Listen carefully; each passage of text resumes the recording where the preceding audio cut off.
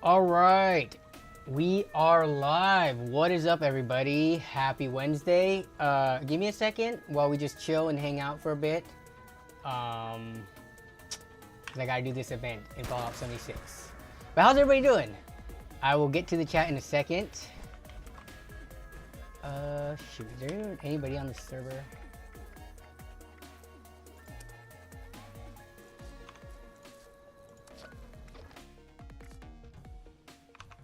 Well, I swap servers real quick. First in the house was Craig Lilly. What's up? We got Extreme Zone 987, KL130, Stanks on 7, Rflet.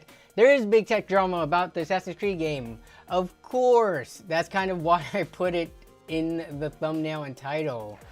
Yeah, so we'll talk a little bit about that, as well as the new 3DMark benchmark that just came out. It was like yesterday or the day before. So very fresh new benchmark. I'll try to run with it. I don't know if it's a really hard benchmark to run, so hopefully it doesn't crash the stream. But yeah, I didn't want to talk about the Assassin's Creed because I do plan on playing that regardless of whatever people think, like, the whole controversy is like. I just like open world hack and slash games, so regardless of what the main characters are, I plan on getting it. Plus, it'll be a new hard to run title to benchmark anyways, so it's like a win-win situation there. But what's up? What's up? We got Hassan Raza. What is up? We got Demon Mitz. Sup, nerds? We got Chemical Aid. Okay. Whoops. We got about 7 minutes before the cookout begins in game. We got Luke M. Silver in the house. What's up, Mr. CSG? Nemus Tech. What up? Jason Whitmer says, I've seen more people mad at the few people mad about the Assassin's Creed stuff. I think they blow it out way bigger than it originally is. Yeah, I'm really curious about the percent of people upset about like the game going quote unquote woke versus the amount of people upset at those people. But we can get into that a little later. Game will be $70, so that's a no for. Yeah, I plan on getting it with like a graphics card or something like that, or buying a game key from someone who got it as a graphics card. But yeah, I'm not trying to spend $70 plus tax, which in Washington State brings that up to $77 on a new game, regardless of if it's for work benchmarking and if it'll be a title that I'll enjoy. So yeah, people still care about Ubisoft games. I mean, you could take that. What's the worst gaming studio you guys think there is right now that exists? Like, if you had to pick the worst one, is it Origin, EA, Ubisoft? I know those are kind of high ranked up there as like the most hated one. Blizzard. I mean, if you ask if people still play Blizzard games, I would say they do. What the heck is going on here? EA, yeah.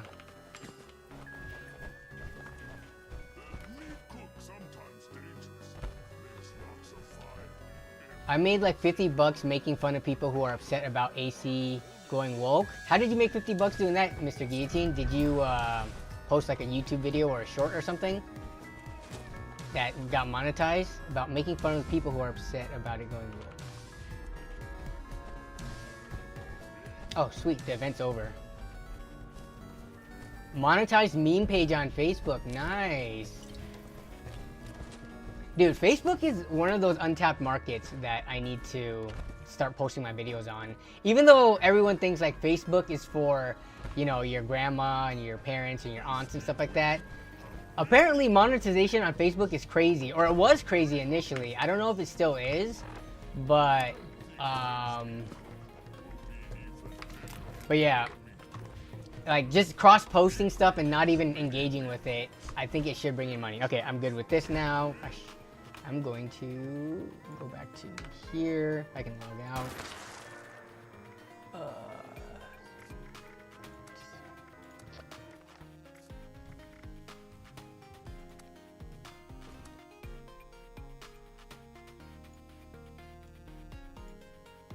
Arrowhead. What does Arrowhead make again? Arrowhead Game Studios. What is their biggest game? Oh, Helldivers. I thought people weren't as mad with Arrowhead as much as they were with Sony for that whole debacle of like having to have a PSN account and it not being accessible in other countries.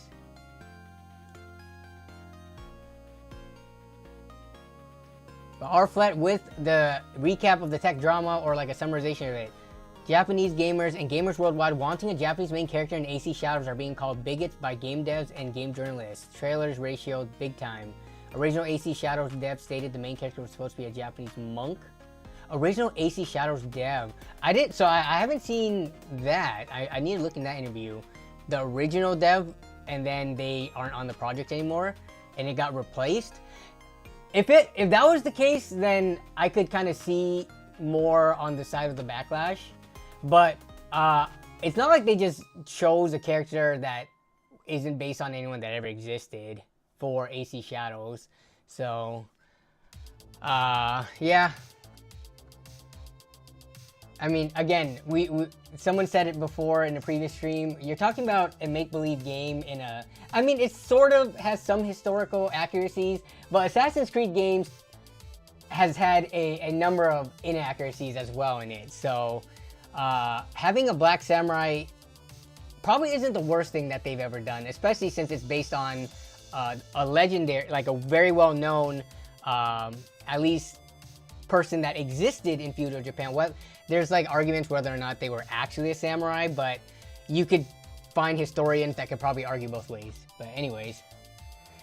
Hey Danny, are you still using the A770? Yes, I am still using the ARC A770. On some games, it is starting to get pushed pretty hard. Like I play Fallout 76 on a 1440p ultra-wide monitor. So that is kind of pushing it to its limits. And there are some times where, you know, the frame rate does drop when it gets like to a crazy scene. Because like the A770, I would say is like, you know, an ultra 1080p card. Add in the ultra wide, add in the 1440p, that's a lot of pixels to push. So it does show some signs of struggling there, but I can make do. I mean, Fallout 76 is a PvE game for the most part, so it's not like I need hundreds of FPS. If I could like float around 60, I'm pretty happy with it.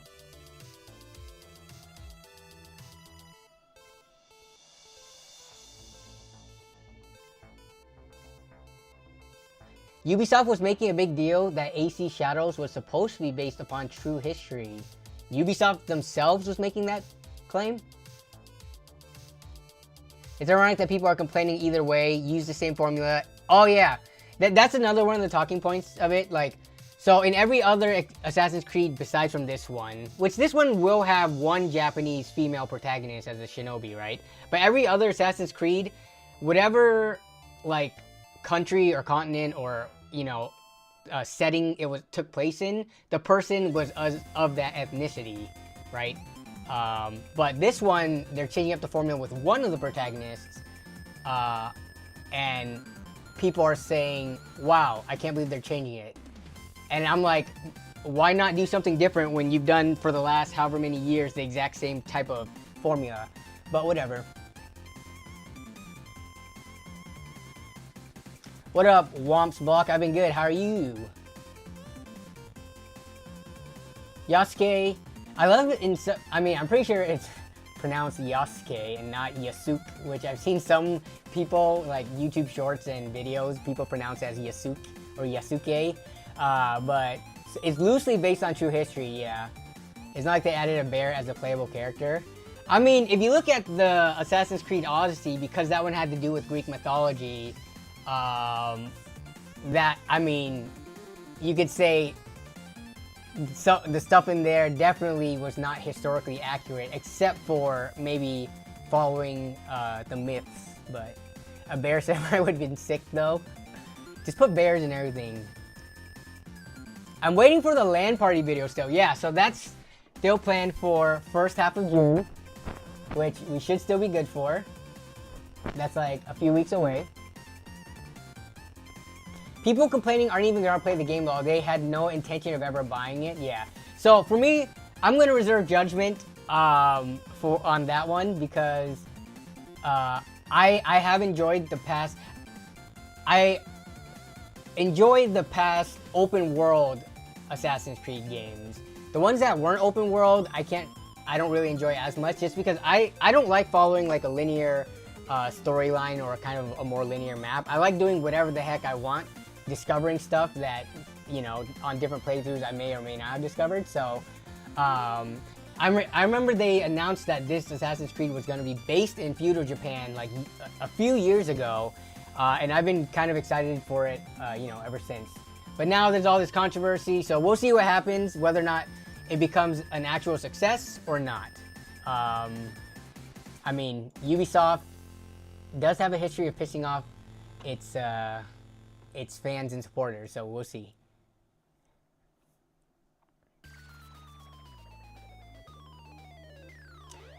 Yasuke was the equivalent of a mascot squire and only in Japan for 15 months. He was never a samurai. Yeah, but is that one source that you looked for that said that? Or are you seeing multiple sources that back that? And then can we find multiple other sources that said that he was, you know, officially declared a samurai?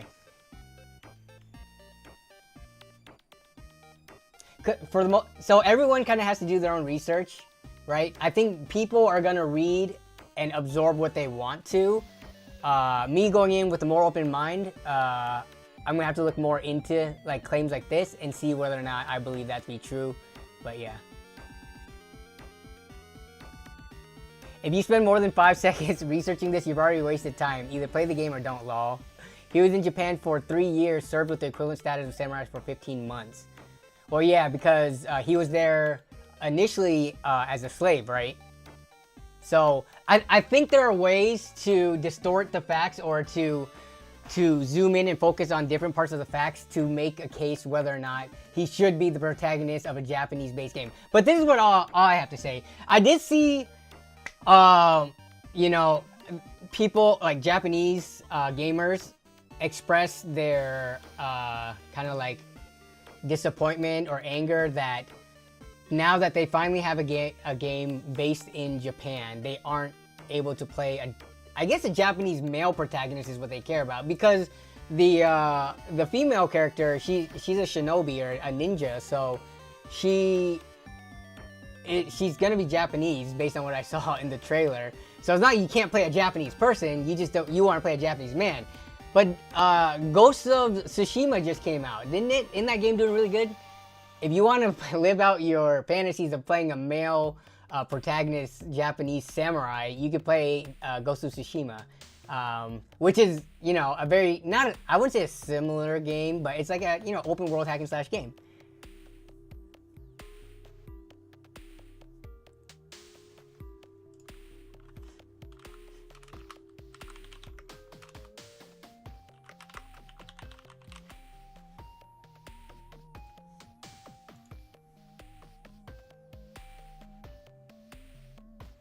Hey, what's up, Ryan? How you doing?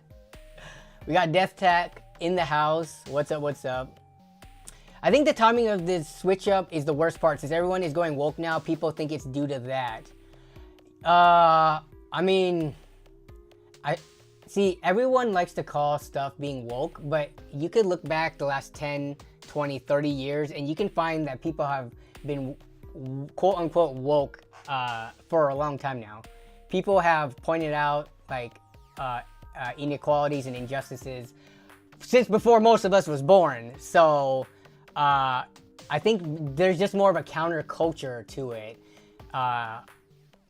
Yeah, that's all I have to say. I don't want to get all political because, you know, that just serves to divide people. But is woke just code for using the full capacity of my brain? Well, if you look at the definition of it, it is.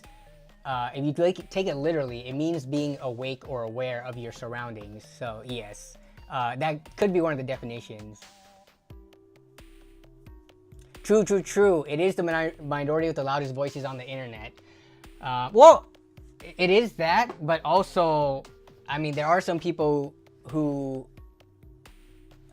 there's, you know, whether it be the people that you run into, like grocery stores, coworkers, stuff like that, there are people who like lean one way or another that are not vocal about it, but you can see their tendencies. If one can be woke, that would equate to being sleepers among us. Well, I think that's how the saying goes, right?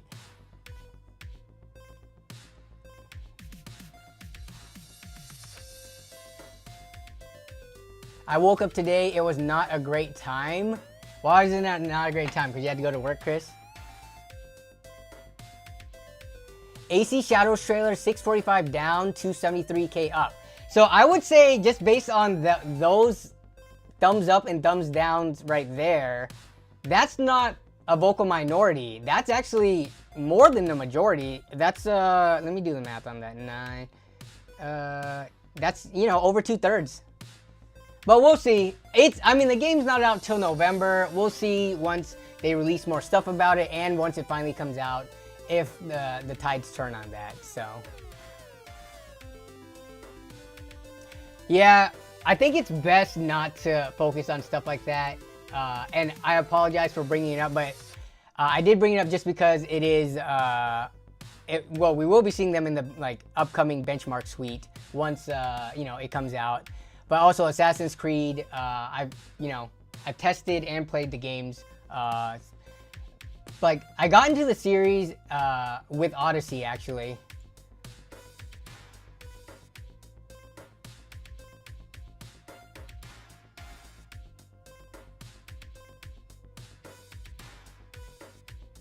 I'm eager to see people get into fights in the chat. Yeah, people were fighting over music choice last time, so yeah. People are so bored and broke that all they can do is be mad about trivial stuff to distract themselves. That is true. Oh my god. Casey, don't start with this, okay? Do not start with this.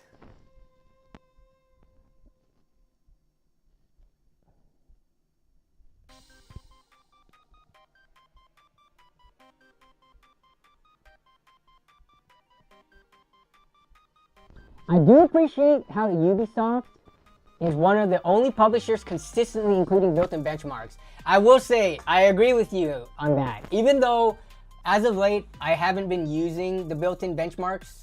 Well, I use it for Far Cry, but Assassin's Creed, I like, you know, riding my horse in the open world. Yeah, I agree with you. Every single game developer needs to include a benchmark that is also part of a free trial that you could install the game, maybe get like the first mission and the benchmark for free so that you could do that to see if your computer can even run it. I know Steam has like the refund policy and everything like that, but come on. Like, going through the refund is already is like a small hassle in itself, and you can't accidentally play the game for more than 2 hours or whatever. Like, just build it into the game. I mean, can you think of the last game that gave you a free trial benchmark? Forspoken gives it to you, but that's through Epic Game Store.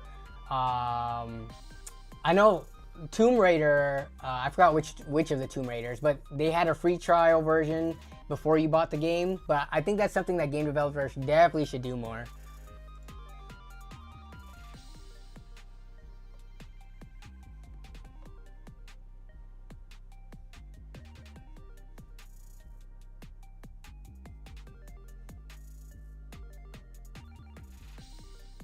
We won't give up until you play Ram Ranch for us. The instrumental.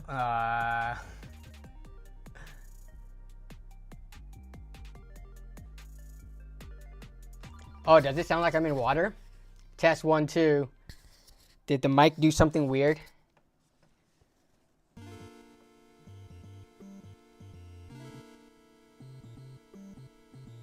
Danny is lucky. I'm assuming he's never had to worry about weight. Am I right?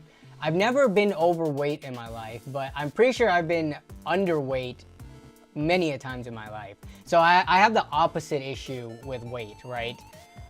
Whereas for some people, it's really hard to lose weight. For me, it's really hard to gain weight.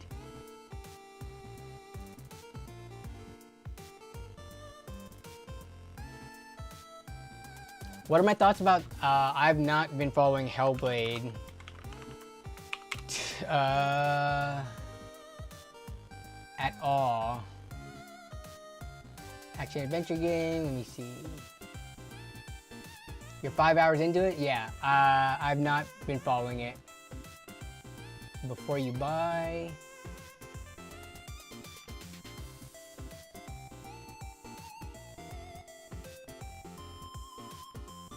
What's the best ramen brand?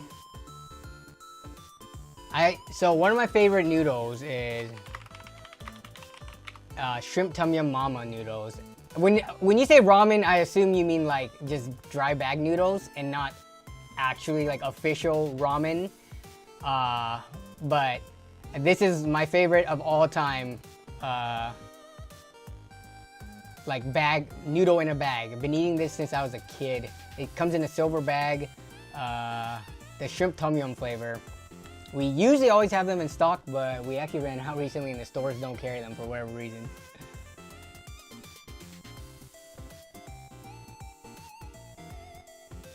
Toasty Bros had an interesting build video today where they bought all the worst rated components on Newegg. Let's just say it didn't go well.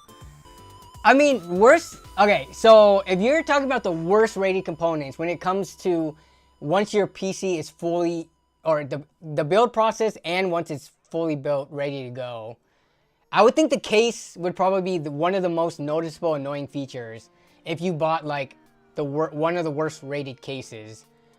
Just like probably every screw and thumb screw on something that's horribly rated or horrible quality is just a pain to remove and, you know, put back on, like tolerances, stuff like that. Overspray on the paint, making the holes smaller, I don't know. After that, power supply quality probably would be the next one where you might be worried that, you know, it might not actually support the hardware that you have or be at risk of blowing up. But I mean, like the worst rated RAM, I mean, you just stick it in and if it works, it works. It might give you lower FPS, but I can't really see that being too bad. CPU, same thing. Graphics card, kind of the same thing. Unless you buy the worst rated graphics card that's also like a GT 710 or something. But if you buy like the worst rated modern day graphics card, I don't see it being too bad. And then like CPU coolers, maybe it'll be like a horrible installation process with like the bracket and stuff. Tempered glass in front of fans. Oh yeah, I mean, but the thing is, there are like cases that do have tempered glass in front of fans that people love and don't complain about. Like the Corsair 4000D tempered glass front one, or there's like a bunch of cases. I can't name them off the top of my head. But there's plenty of them that don't have the worst ratings in the world.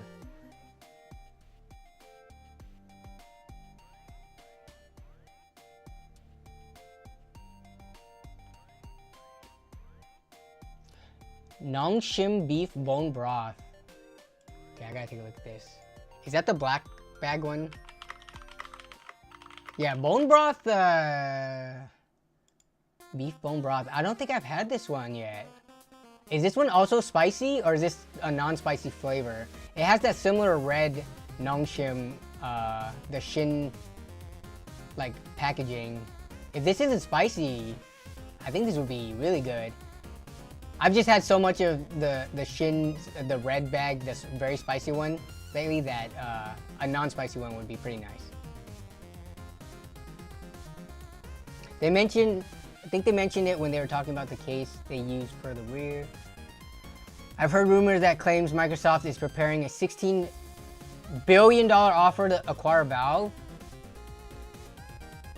How much is Valve worth?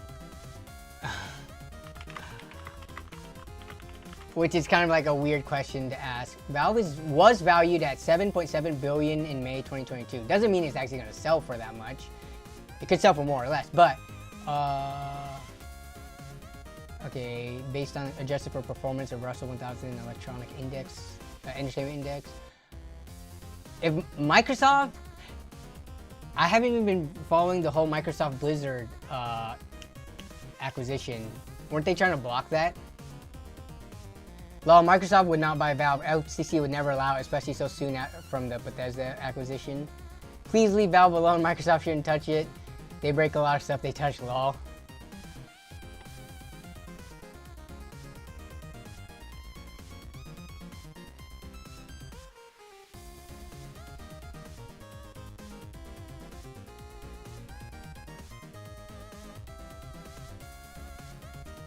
Casey Walls, last stream asked about the i7 6700 desktop for his nephew. Didn't feel right about doing that after we talked about it, or maybe didn't feel right about it even before that. So put together a 5700 XT Ryzen 5 $3600 system for 280 bucks. There we go. That's a really solid build for like a late high school, college aged kid. I would have been happy to have a build like this entering or going, you know, in college. Very nice. Yeah, I mean, the i7 6700, you can still use it for other stuff. Like, just pair a much weaker graphics, like a cheaper graphics card, like an RX 580 or something with it. And it can still be, you know, like a League, Counter-Strike, Valorant system.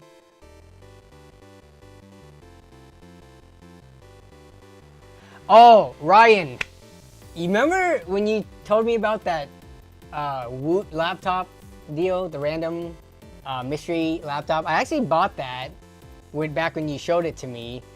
And I've been meaning to make a video on it, but it's just been on the back burner. So I have it here next to me because I was planning on making it one of my next few videos. But yeah, the package is right here. I want to open it on camera for the video itself, so I'm not going to open it during stream.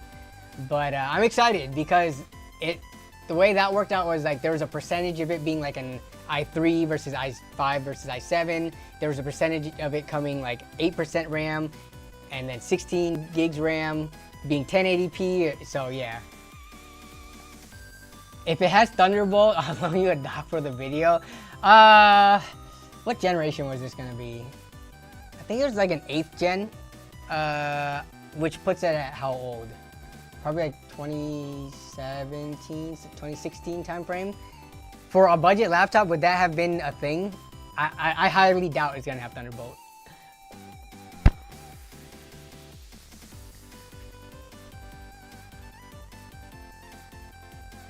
Okay, the next other thing I wanted to talk about. So, do y'all have 3DMark like at all? If you don't like test stuff, maybe not. But I always found 3DMark just, even if I am not gonna make a video on it, it's pretty useful for just running a benchmark for one, like stress test your graphics card. I know there's free benchmarks out there, but 3DMark has often gone on sale. So this is free, but I thought it was on sale right now. Yeah, wait, 3DMark, VRMark preview, where is it at? But I was gonna run this just to show you guys the new benchmark that came out just a couple days ago. Oh, I gotta look up just 3DMark. By the way, I'm not sponsored by 3DMark at all. But yeah, I mean, for the most part, you know, people like it as a benchmarking program. The good thing about it is that it is very consistent. If you do multiple runs, your scores are usually pretty consistent. And there's a huge pool of people you can compare your results to, right? So let's say you just want, I don't know, some version of a RTX 4060, like an Asus one, and you wanted to compare it to like an MSI one or something. If you go to the 3DMark benchmark results, you could search, like, you know, by CPU, by GPU, and you can see a wide variety of scores.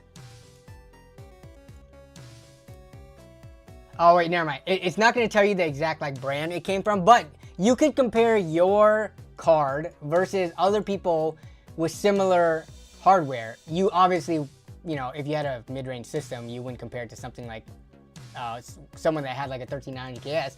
But you can scroll down and these are the top scores. You could search for people who have similar processors to you, just to get an idea of like, oh, is my card specifically underperforming, overperforming, average, etc. So I just use Heaven. Dude, Heaven is pretty old by this point. It was superseded by Valley and then by Superposition, but even now Superposition is like, what, 7, 8 years old? So yeah, Heaven came out in, is that 2011-ish? When did Unigine Heaven come out?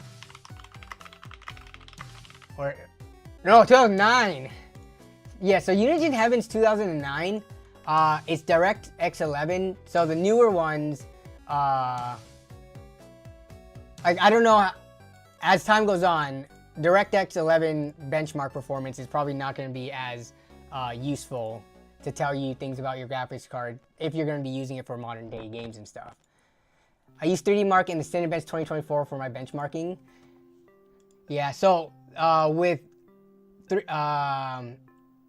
it's weird because 3DMark, there's a demo, but it only costs, it's on sale from $35. I think I bought it on the sale price, but I wanted to run the benchmark just to show you guys how demanding it is. So let me see if I can get that started.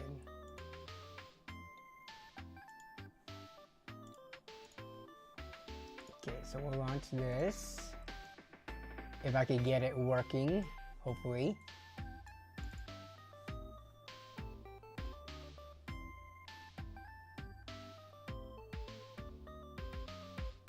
Yeah, but budget ones though, death. Remember, I bought it for 200, it was like 180 bucks. I know it was used and all, but I need to go back to that listing to see if they did mention anything about the possibility of it.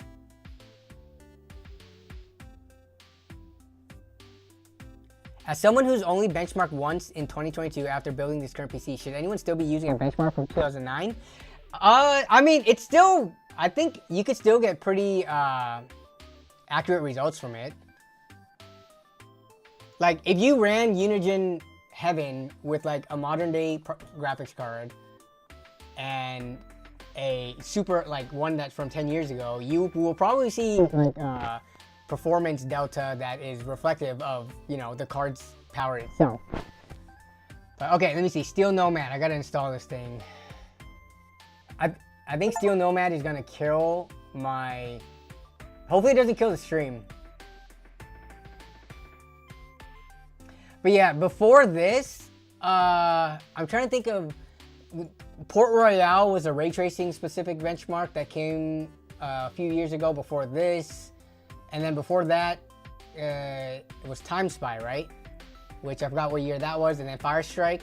So those are all still pretty applicable, but it's just nice to, you know, have a new benchmark. We haven't had one in a few years, so.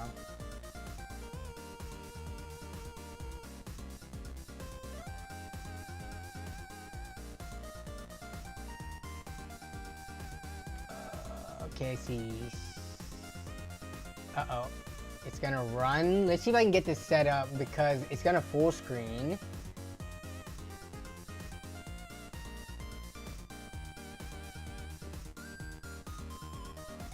I don't know if it's even, it's probably gonna stretch the image because I'm on an ultra wide.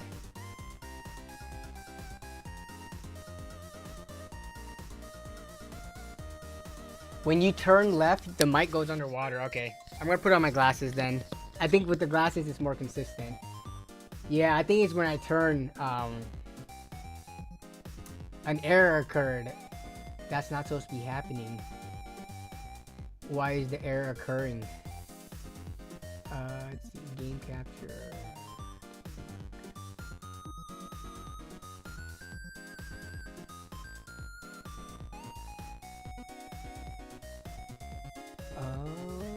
I wonder if it doesn't like that I'm streaming right now. I should be able to run a benchmark while streaming.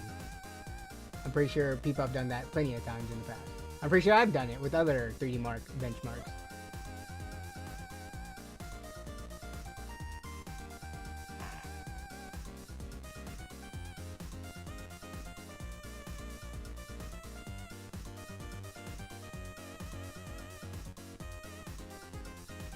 Mike Brazone says, note, all new and used CPU and dedicated GPUs are crashing in price through summer and into Q4. All prices are nosediving. The channel stuff, AMD, Intel flooding the channel, NVIDIA 2 4 attached price nosedive. So are you saying through the summer,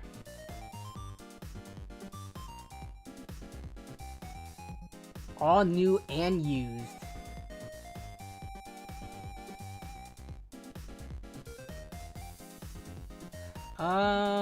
Now would that be related to any of the announcements that are coming out through CES?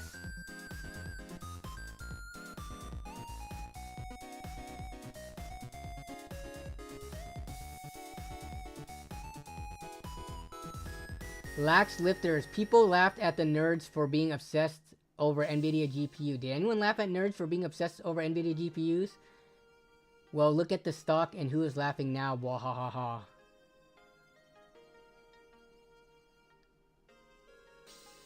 Glad that crypto is no longer the main use case for NVIDIA GPU. Now AI use cases are coming up, but it does not seem to be affecting prices.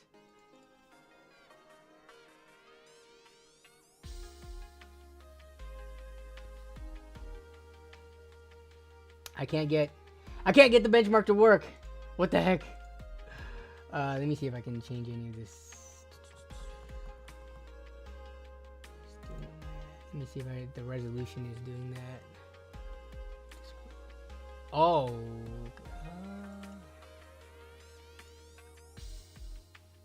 Oh. Let's try this.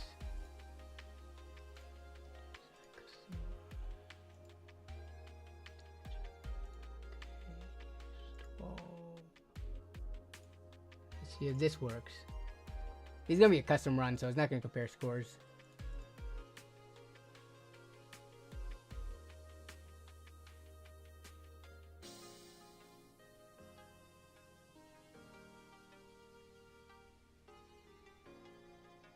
Extreme Zone says, yeah, I'm fairly new to benchmarking GPUs. Only reason I looked into it was I almost bought a gaming PC and I wanted to have something to test it before I committed to buying. Deal fell through anyways.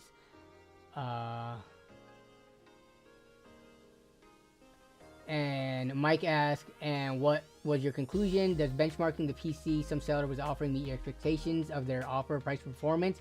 So if I were to go meet up with someone to benchmark, like I've done this too. Like when I bought the RX 580s and stuff like that, or any other card, I would, depending on which, I usually run superposition just because that one's easy. You don't have to log into Steam, you don't have to be online and have an account and all that stuff. It's just like you can stand alone, you know, install it on a system with no internet access. Oh, it's running right now. Okay, let me see. I could get it to work. I think it was a resolution type thing. Okay, I gotta adjust the size on this. Here, let me hide the chat. If I can get the...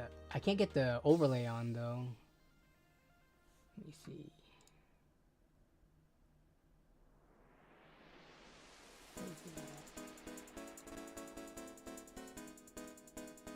Oh, it is there. It's on the side. It all got messed up, though. We're running at like 42 FPS. Also, let me see. It's pretty smooth on my screen. It's coming through. Is it pretty is the frame rate pretty choppy on the stream side of things?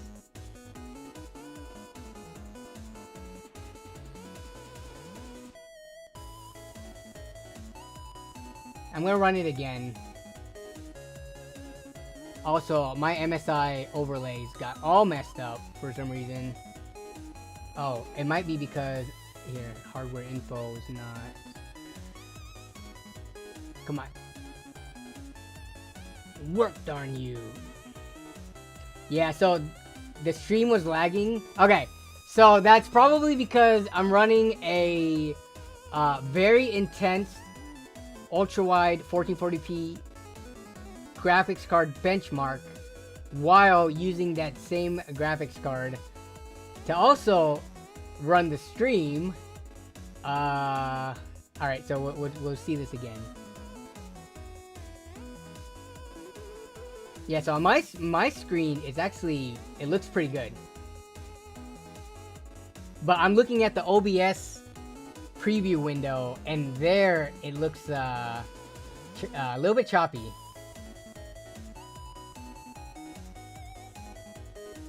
Yeah.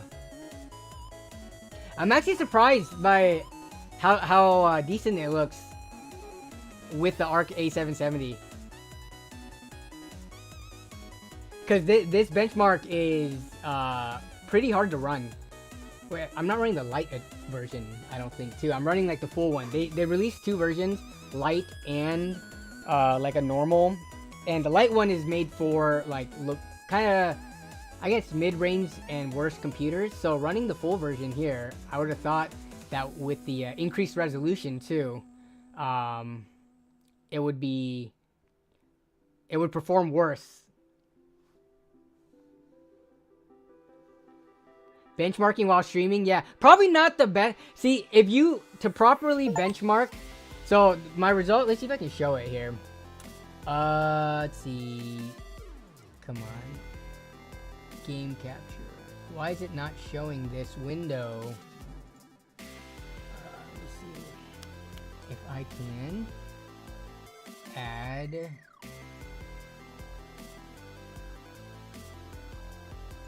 Let's see if I can add a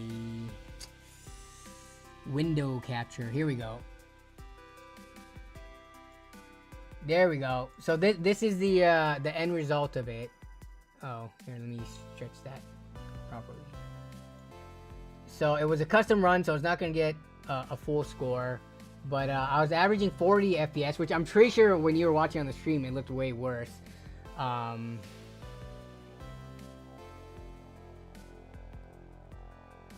Hey, what's up, Gerard?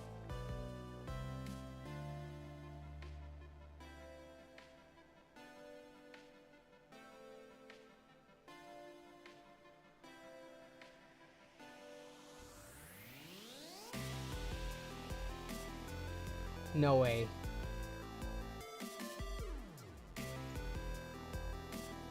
Give me 1 second. The stream did not crash. Your videos lag now. Is everything better now that the benchmark is over? No, the camera went away because I made a new scene and it was on top of it. I just needed to change the order. But we should be back now.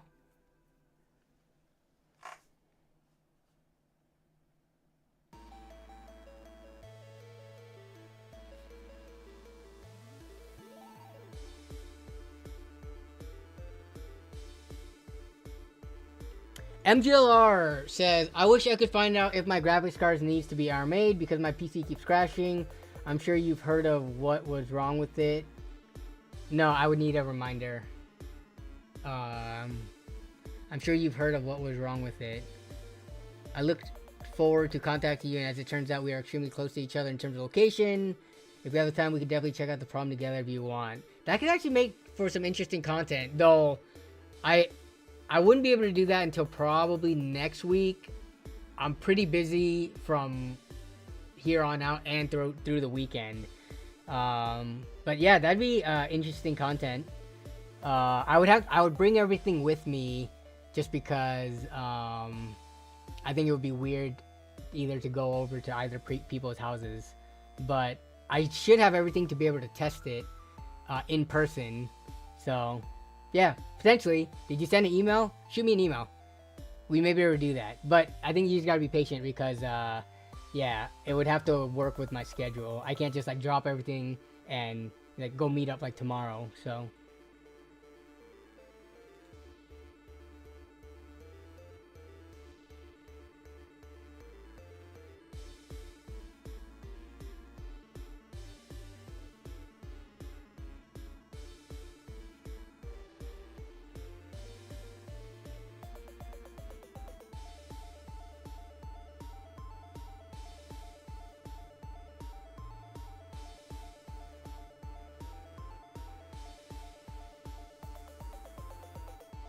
did I order a new iPad? No, I'm not an Apple product person. I have an old iPad that I used for like video making stuff, but I do not use a tablet like daily.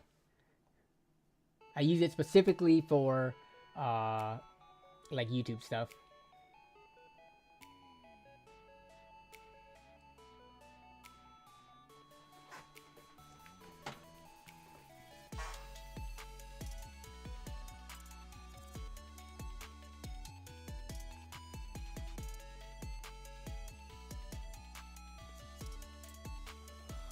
Let's see, okay.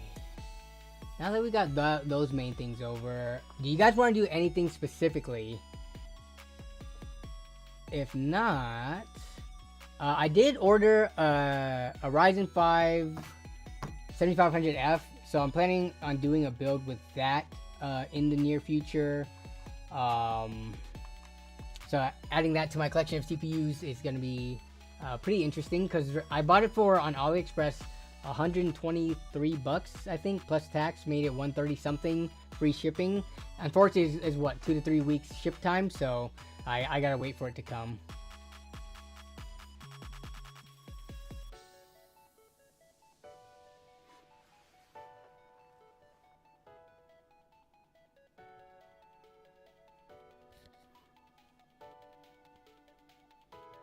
Is there any difference in speed and quality with RAM when it comes to manufacturers? Let me think of the best way to answer this.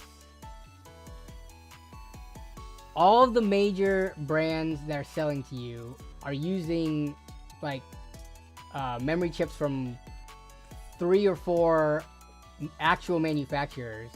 And then slapping their brand on it. And within that, there is higher and lower quality RAM that you will be able to overclock and get a little bit better performance. Nothing that I usually think is worth paying for, but there is a difference if you're paying for the premium stuff. If you're not, and you're just looking at, for example, I would say that like 3200 CL16 memory is pretty, you know, middle of the road standard RAM right now for DDR4.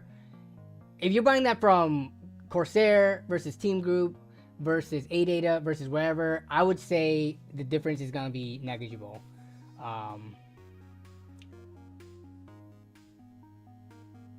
Some of them might use chips that are more likely to be able to overclock better, but I mean, in the grand scheme of things, I usually don't mess with overclocking memory. It's it's the most tedious, to me, time-wasting thing to do ever. Overclocking and playing with memory timings, the amount of time that you have to spend to find a stable like overclock and configuration, it's just not worth it to me, because when it is unstable, your system's gonna crash. Sometimes you gotta do the reset CMOS and all that crap. It's just not worth the amount of time. If you could overclock, similar to how you can overclock a graphics card, and if something goes unstable and crashes and it reverts without having to reset your entire system, then I would be more into it. But the fact that that's not the case, I'm just not interested. You can send it to the nobe.nerdonabudget@gmail.com, MGLR, that's fine. It's funny because you are very mindful about that, but there are plenty of people who email me about their personal stuff all the time without even asking. So, I mean, there's either that or the Discord, so.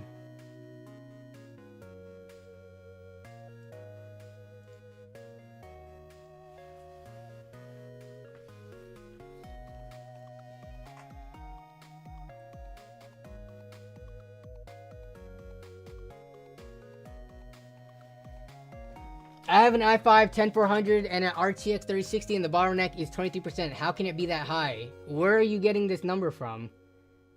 Are you running like the Call of Duty benchmark and it says like a 23%? How are you getting this such an exact of a number? Please don't tell me it's from that bottleneck calculator website. A 10400 and an RTX 3060? That's fine to me, just looking at that combination. PC bottleneck website. What was that website again? Bottleneck calculator, was it this? Yeah. I would say if you're using any kind of a bottleneck calculator, just take that and throw it out the window. It's not really useful information. It's useful information for like if you put in like an i3 2120 with an RTX 4090 or something. If a beginner did that, then yes, it's useful for saying yes, that's a huge bottleneck.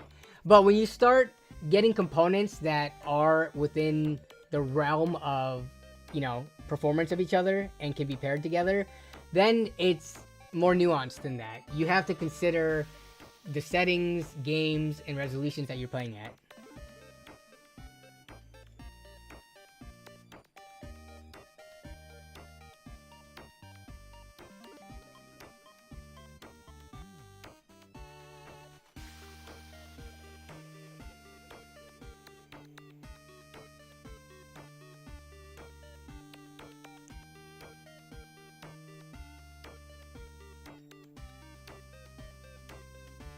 Is the GTX 1080 for 70 bucks a good deal? I would say so. I would say that is actually a really good deal. I think a GTX 1070 for 70 bucks is a pretty good deal. GTX.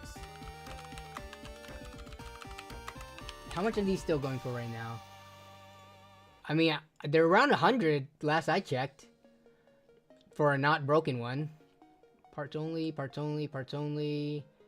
Yeah, I mean, okay, so they're around, nope, for parts. GTX untested with PowerLink, okay. 92 bucks it looks like. So 1070s, that's a parts only one. 0%. Wait. Let me check some of these cheaper ones. The PNY one, that looks fine. 90 bucks, free shipping. So yeah, 1070s are around 90 bucks on eBay. Obviously, this is a little bit, you know, inflated for eBay fees, tax, stuff like that. But a 1080 for 70 bucks, that's an instant pickup for me. I would grab it like right away. Is it true that the Inland Platinum Plus is really rebranded eSun Platinum Plus? In terms of SSD, like components and stuff like that, I don't know off the top of my head that one, unfortunately. That would be something you should ask in the either Numax subreddit, or you can even ask probably PC Master Race. There's people who would follow SSDs closer than that. They would know. But I guess with SSDs, I feel like with how often manufacturers, especially for more budget-oriented ones, how often they swap components without saying anything, it would be hard to trust most of the stuff you read.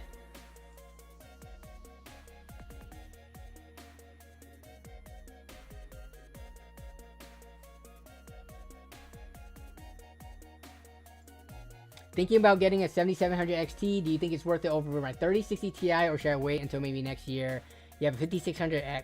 Mostly play esports shooters. I mean, I feel like a 3060 Ti is pretty good for esports shooters. Like, what are the esports shooters out there? Valorant, CSGO, Apex Legends, Fortnite, probably some other ones that I can't think of off the top of my head. The finals. The 3060 Ti should run all those pretty well. Unless you're like dying for much higher, I don't know what monitor you have. You could have like a 240Hz monitor for all I know, so you might want to push higher frames. But from 3060 Ti to 7700 XT, for me personally, that's not a big enough jump. I would wait.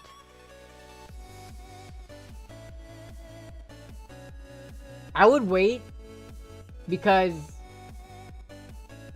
we are probably going to see, well, Mike Brazone said CPU and GPUs, and he's he reports on the industry, like the analytics and stuff like that, price trends and all that.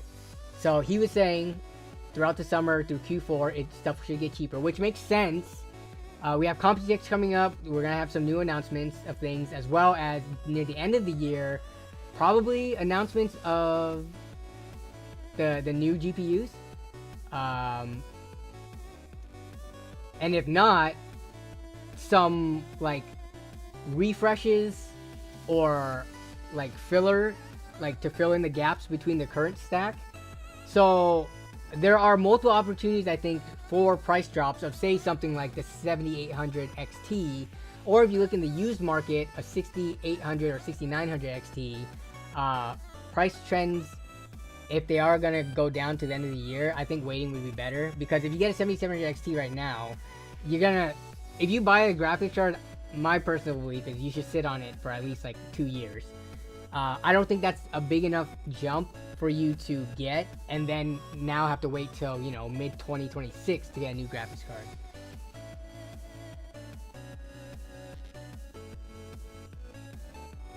What are my opinions on OfferUp? I like OfferUp. I probably bought the most used stuff in recent years off of OfferUp. Then followed by Facebook Marketplace, then followed by Craigslist, which I don't even use anymore. The issue with OfferUp, so in my area, OfferUp seems to have more stuff listed on it for PC hardware than Facebook Marketplace.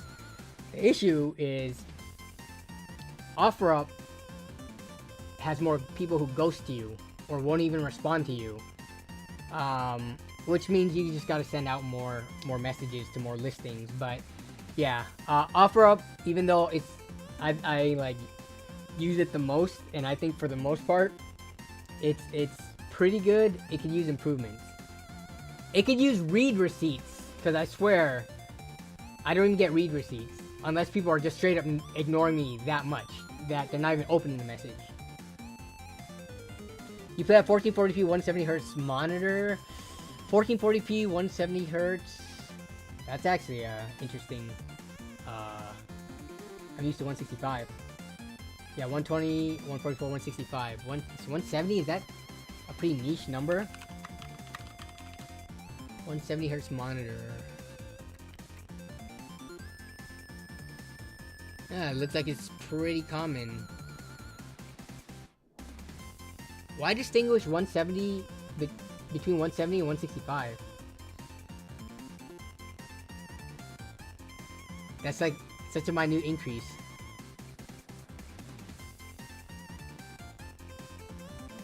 OfferUp is based in Washington. Seems more popular there. Is that so? No, I didn't want to go to OfferUp,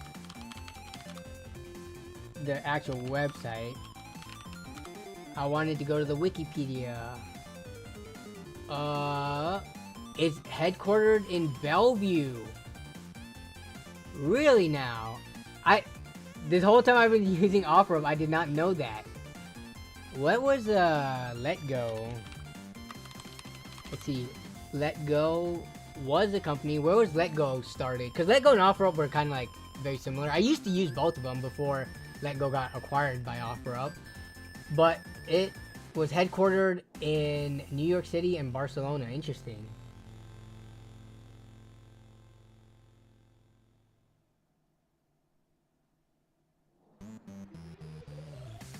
My RTX 4090 has been RMA 3 times. I've only had the card for 5 months. It's been traveling from New Jersey to Cali for the past 9 months.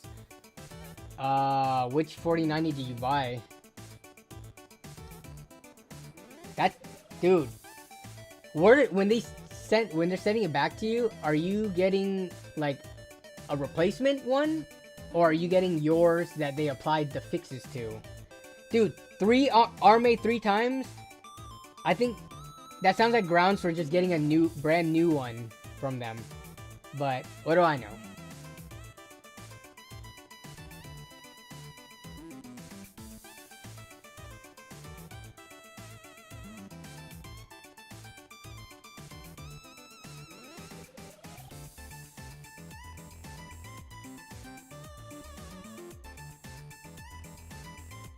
MSI Gaming Trio, the same one. Have you been stern with them? See, I think sometimes customer support and like RMA people, they will run you around in circles if you're willing to be run around. But if you send a stern email saying, hey, this is getting ridiculous, like this, I spent a lot of money on this card. I've only had it 5 months and it's been in, your possession or travel 9 months. Really? I mean, I don't know how the math works out for that, but yeah. If you are firm with them saying you kind of need to just replace this, or else I'm going to Gamers Nexus, maybe that'll change their tune. I miss EVJ. It seems like every AIB has sketchy customer support. That'd be a secret, or that'd be an interesting secret shopper episode, huh? Whether it be Linus or Gamers Nexus doing it. Sending in...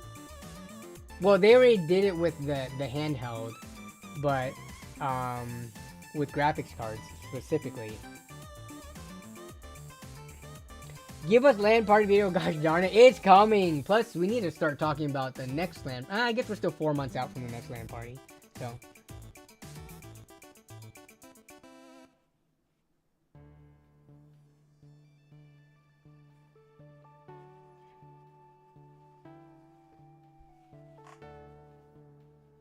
Is there anything better than a P520 and 5700 XT combo right now for budget builds?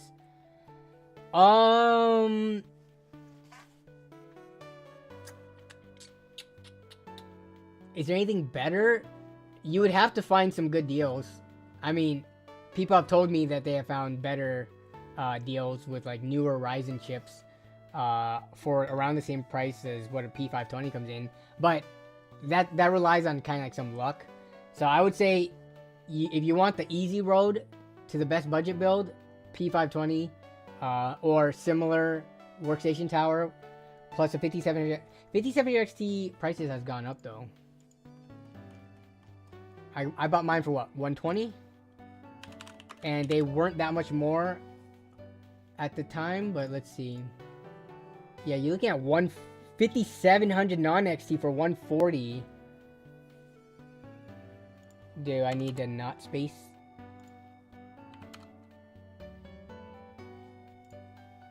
Yeah, it's looking like 5700 XT is the cheapest one, or these ugly ASRock ones for 145. They have gone up in price a little bit.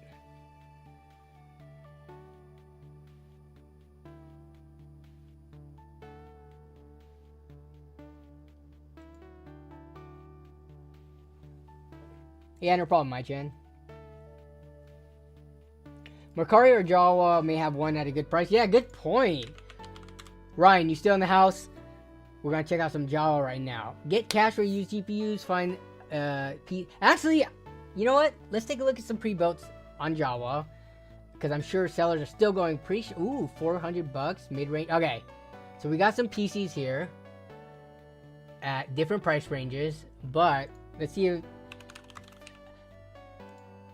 the thing about Jawa is there are a lot of people who are also looking to like flip. So any of the potential good, yeah, see this one was very overpriced, $220, $210. Ooh, no, Jawa right now is not looking good for 5700 XT. Are these new sellers? No, Fraser Green. This isn't a is this a verified seller?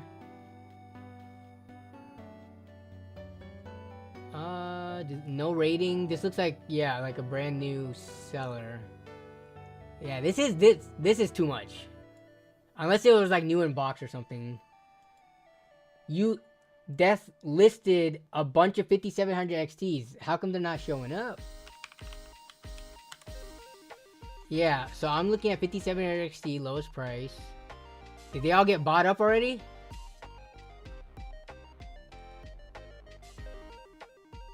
Is there a space in the XT? No, the cheapest ones are 210, which, I mean, if we're looking at, yeah, likely they already sold if you listed them for, you know, their going rate. They're popular cards. I feel like the 5700 XT should be, yeah, I would say similar, 150 max. And you have to compare it to what you can get an equivalent more current gen card for. And I don't think you're getting like a RX 6600. Let's see how cheap we can find those for. So yeah, see, this is weird. Someone who is selling the 5700 XT for $210 when you have someone selling a 6600 over here for 187. And then if you look for XTs, there are no XTs listed right now, but if you look for how much a 6600 XT are going for, you can get those for, here's a new listing, 0%. Wait up, what is this?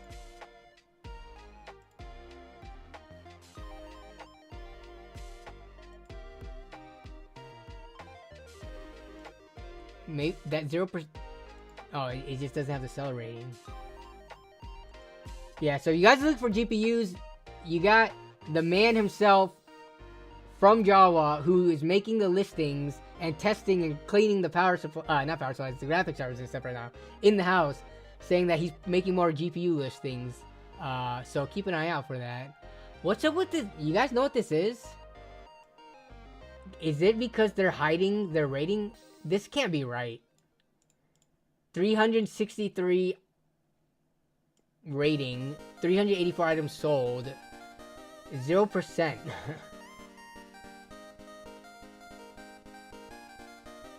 But I would say something like this, assuming it's real. You're looking at $12.50 shipping. Yo, this is pretty cheap. $160 plus $12 shipping. If Elevate Your Gaming comes with exact HC picture, original box, normal mineral dust present, tested before shipping. Yeah. How much are brand new 6600 XTs? You can get new ones for about, I mean, they're gonna be like $230. See a new egg. Yeah, $190 for a 6600. Yo, where's all the 6600 XTs at? Is it because they have to look for 6650 XT? 6600 XT? How about both of them at the same time? And new egg is apparently dumb and doesn't know what I'm trying to find.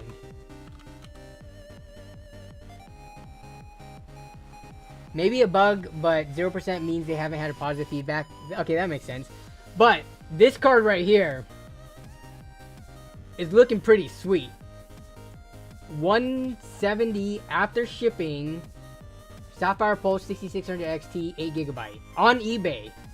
Sure, you might be able to find one cheaper in your local area, but we're talking about this is shipped to your door.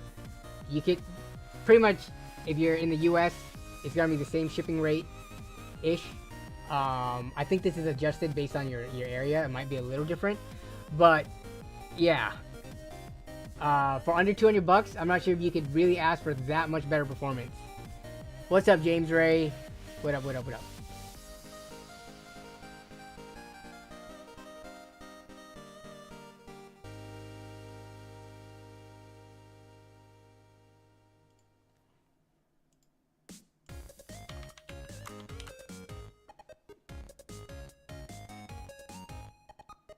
Here. I wish Newegg was could understand what I'm trying to do here. I'm trying to look for specifically, yep, 6,000, so 6600 and 6650 XT. Cheapest one you're gonna get is 214 bucks, and not even sold and shipped by Newegg. If you sell and ship by Newegg,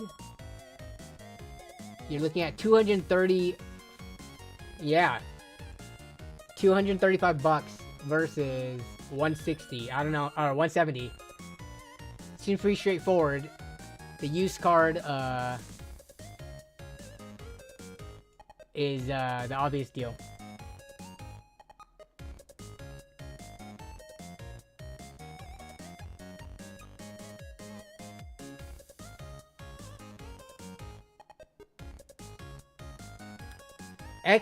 Broku X has a 7900X, a Ryzen 7900X, B650, 32 gigs of DDR5, and a 3080 system.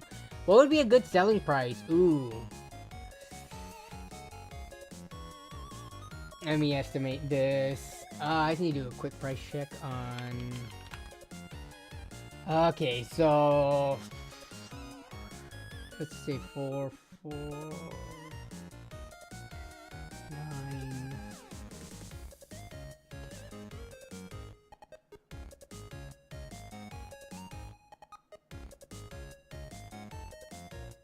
I'm thinking for a used system with those specs, quick math in my head is showing $1,300 to $1,400 used.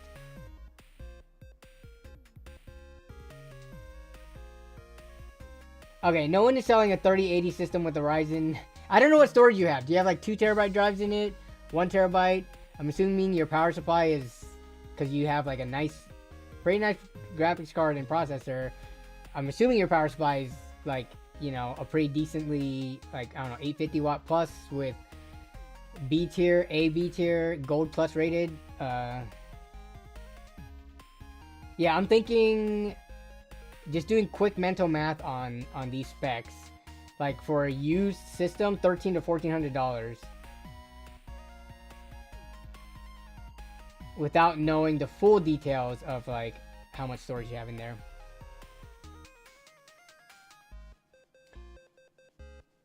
Fantex Revolt Pro and a 1 terabyte NVMe. And what's the power supply? Oh wait, Fantex Revolt Pro. I was thinking that was the case. Okay, the Revolt Pro. Yeah, okay, those are pretty expensive units. We're looking at like the almost $200 price point. But you know what? People who are buying used, fully built computers on Facebook or OfferUp, they're not going to value the power supply at anywhere near its MSRP. So that's like it goes down to $100 value right there. So yeah, I would think no more than around $1,300, no more than $1,400.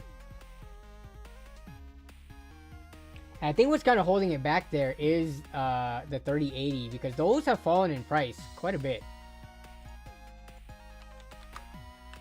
Like 3080s are what, $400 now?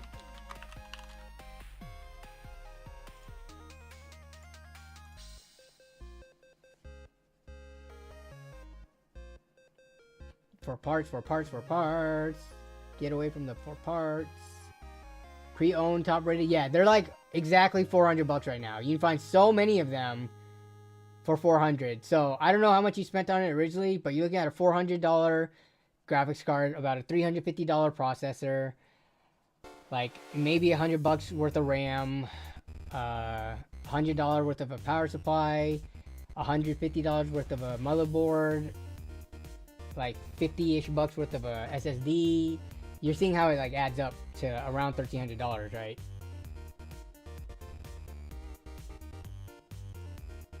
And then like $100 for the case. I don't even know what case you have, but yeah. Okay, let's look at these Jawa pre-builts though.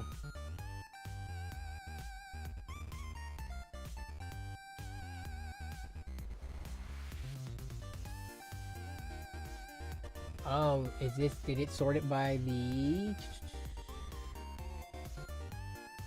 Alright, let me go back to the main page, because I clicked on like a billion different links. Starting at 400, starting at 700, 1500. So starting at 400. Let's take a look at some of these lower cost systems, which I love seeing. Diamond State PCs. Alright, of these ones... Yo, someone took a page at... Okay, I don't know. Can we give full credit to Zach for doing this style of aesthetics? Or would you say that it was done before him and he can't claim it, even though he likes doing it a lot? When I think of this though, because, you know, Zach is my friend, and I've seen a number of videos where he's done this, more so than any other individual, my mind goes straight to Zach, right? But I don't want to, like, take the credit away from whoever first decided that they wanted to paint or apply vinyls to a workstation tower.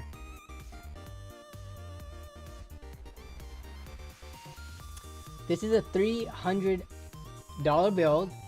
Okay, comes with 16 gigabytes of DDR4 RAM, so it's not old as balls. It is based on the Optiplex 5040, 512 gigabyte SSD, DVD slot, Optiplex.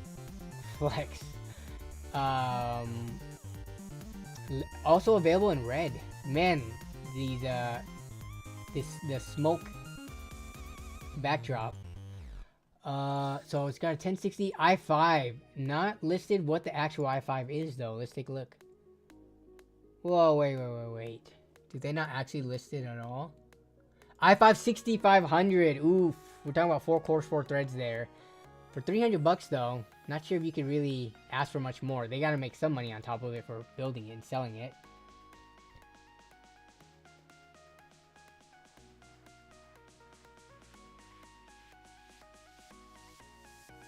Selling riced out Optiplexes is so funny, LMAO.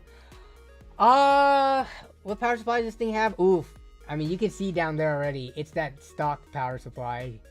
So, I don't know if these cases... Can these cases support a different one? They look like the normal width. But looking at the fastener pattern down here, it's not looking like the standard, you know, the standard. But I mean, I guess you could just like friggin' zip tie or Velcro it in there. So long as you don't throw your case around, should be fine. But I like how you put it, ricing out optiplexes. I like, if I'm gonna buy something under 400 bucks, I would probably buy something that is not an optiplex, just because of well, the fact that you got the P520, which can be bought for a similar-ish price. Yeah, this one, the issue is you'll be locked into a Skylake motherboard, and one that's not even that good at that.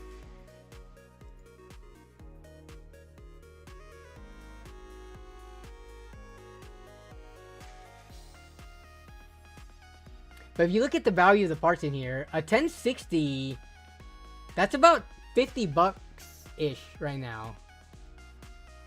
Probably like 60 bucks. A 512 gig SSD is like 40 bucks. So you got 100 bucks in those two right there. 16 gig of RAM, DDR4. I mean, this isn't the best RAM, but whatever. It's like 30 bucks. The processor itself is probably worth like 20 or 30. Motherboard, power supply, the case. So adding it all up, it probably comes in terms of the value of the parts itself, probably around like 200, 225, if I had to guess. So the person's making like, you know, 75 bucks build fee off of it. So that's how the math works out. Not saying it's like necessarily a good or bad value, but I don't think they've necessarily overpriced this thing, just given it's a pre-built. Oh god, I hope it's not using Molex, the 6-pin, to power the GPU. Let me see. So what power supply does this have? Power supply. 750 watt power supply. So we can probably find this out. Dell 5040 tower. 750 watt. They have a 750 watt power supply here. Power supply. The 1060, is that I think that's like an 8-pin, right? Power supply. Power supply diagnostic light, okay. Do they make... So this one, it looks like it normally came with a 240 watt.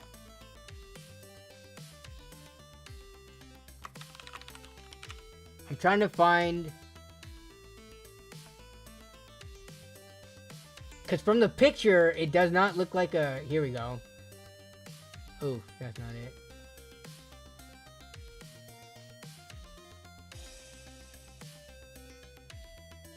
PSU upgrade. Okay.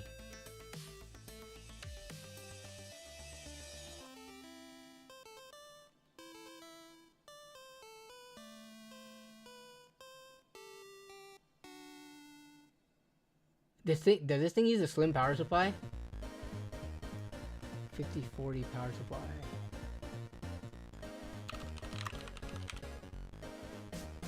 Oh, it does.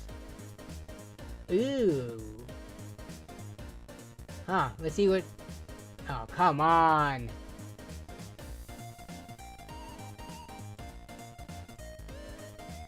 For 300... No, you can't just get a P520 because the P520 is a little bit more expensive. You could build it yourself, but remember, if you're buying it, no one's gonna sell a P520 with a 512 gigabyte SSD with a 1060 in it for 300 bucks on a website like Jawa or eBay or Facebook Marketplace, etc. Sure, if you built yourself, I mean, even when I built and I used a $100 graphics card, I came in at around 350. So it would, even when we're talking $10, $20 here, when you're in the realm of 300 bucks, 10, 20 bucks is a big deal, right? It's a significant amount. 10, 20 bucks is not a big deal when you have a $1,000, $2,000 build. But when you're working with such slim like amounts to begin with, yeah, 10, 20 bucks, I don't think you could post a build with a P520 with the rest of the similar specs for 300 bucks on Java. You would not be making any money. You would be losing money. Yeah, but ooh, yeah. So this Dell power supply looks like it does have. Is that a? They say it's a 750 watt. I'm not able to find that anywhere. 500 watt one. 750 watt. I'm not really seeing. Like, usually you could find used parts on these, so maybe they pulled it from a different Optiplex.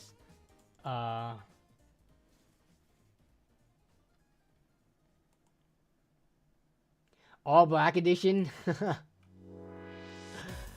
Yeah, I just noticed that. It's not all black. It's black and white. What are they talking about? Okay. So let's go on to scrolling down more though. I love going through the cheap section. Just like in real life, anytime I'm at the store, if they have like a bargain bin section or something like that, that's where I like to see like, what kind of value can we find here? But RX 580 build, 400 bucks, Intel Xeon power, 16 gigs of RAM. Okay, which Xeon is this? Xeon 2673 V3 12. Okay.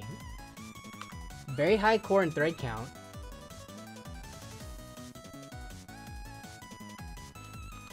But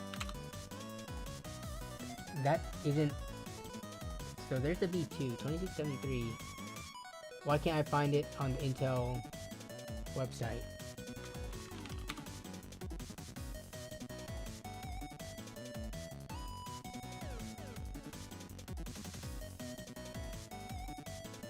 ...2015 chip... ...relatively low clock speeds. IPC is gonna be not as good because it is a little bit older. But for 400 bucks... ...in a pretty good looking case... Why is my window not open to it?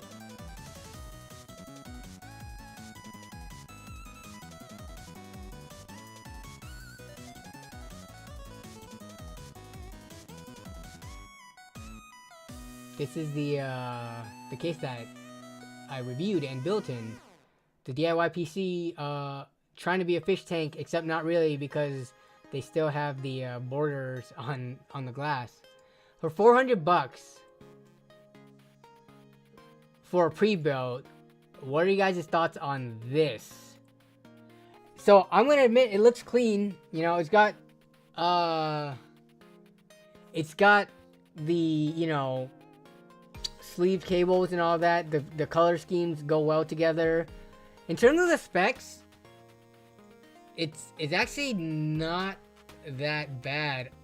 I don't know the Xeon, like the fullest capabilities of the Xeon 2673 off the top of my head, and there's not going to be as many benchmark results out there for this versus, you know, more common consumer line like i3s and all of that. But the pairing for this isn't too bad. RX 580, half a terabyte of not memory, storage.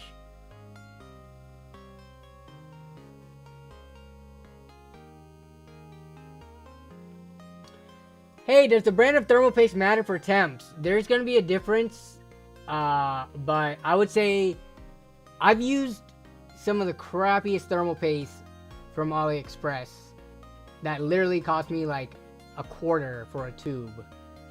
And the temperature differences under load is at max a few degrees. We're talking like 2 to 3 degree difference. Now it's really hard to test long term, like, oh, is it gonna dry up faster, etc. But in terms of, like, you know, near term usage, it compared to like the popular Arctic MX4, MX2, whatever, it's gotta be pretty negligible unless your system is already having temperature issues and you're already borderline a few degrees from thermal throttling.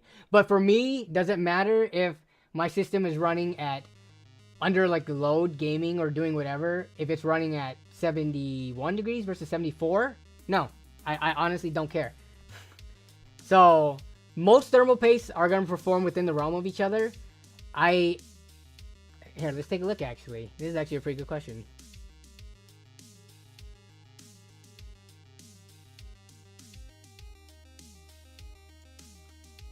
Thermal paste roundup. So we're gonna look at the thermal paste roundup. Tom's Hardware. Best thermal paste for CPUs. Please have a chart.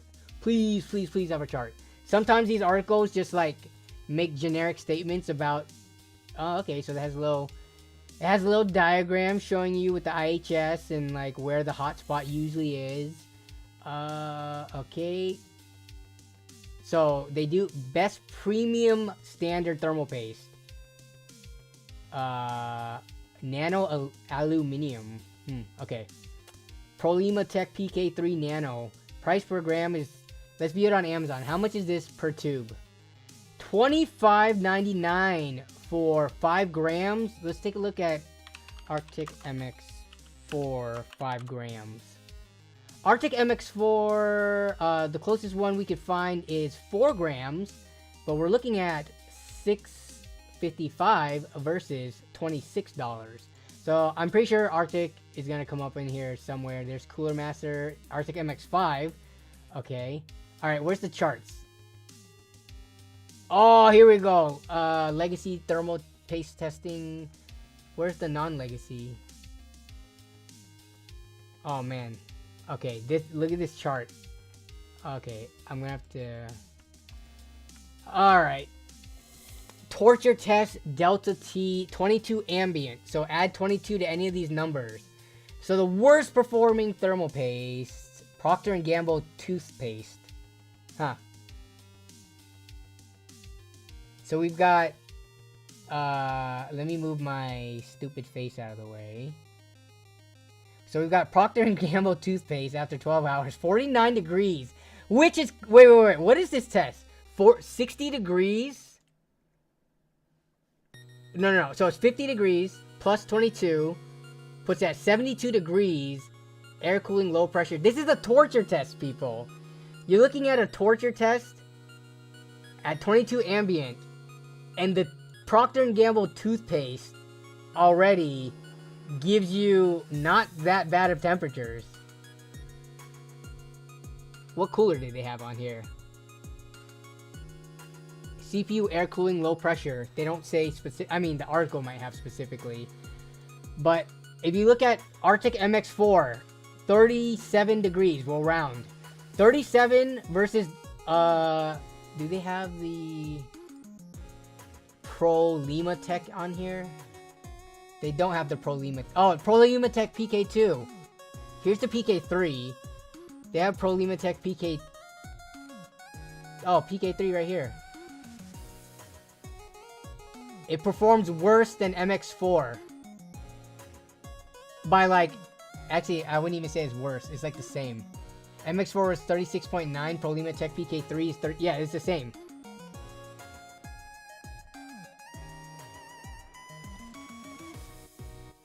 This is MX6. We can find MX4. Where the heck is it? 20 grams.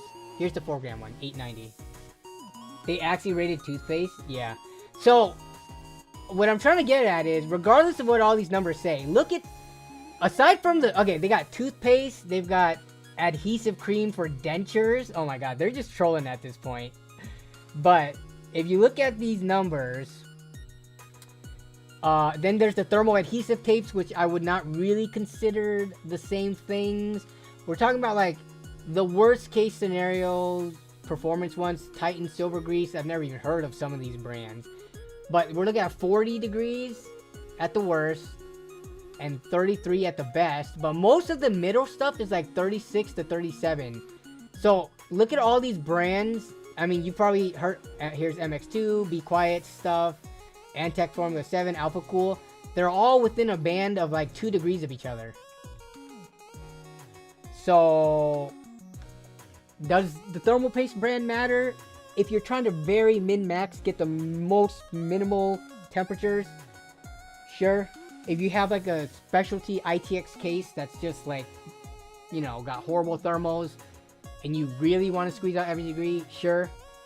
But for most people with full desktop towers, with mid-range to kind of upper mid-range parts, I don't think it really makes that much of a difference. People are like splitting hairs trying to figure out this, like, you know, figure out what thermal paste to choose. Just grab whatever is priced decently well, and it's pretty well known in the industry, and you're fine. I'm gonna go check my medicine cabinet before I go to Micro Center. Exactly. Sand your CPU to a mirror look and use whatever.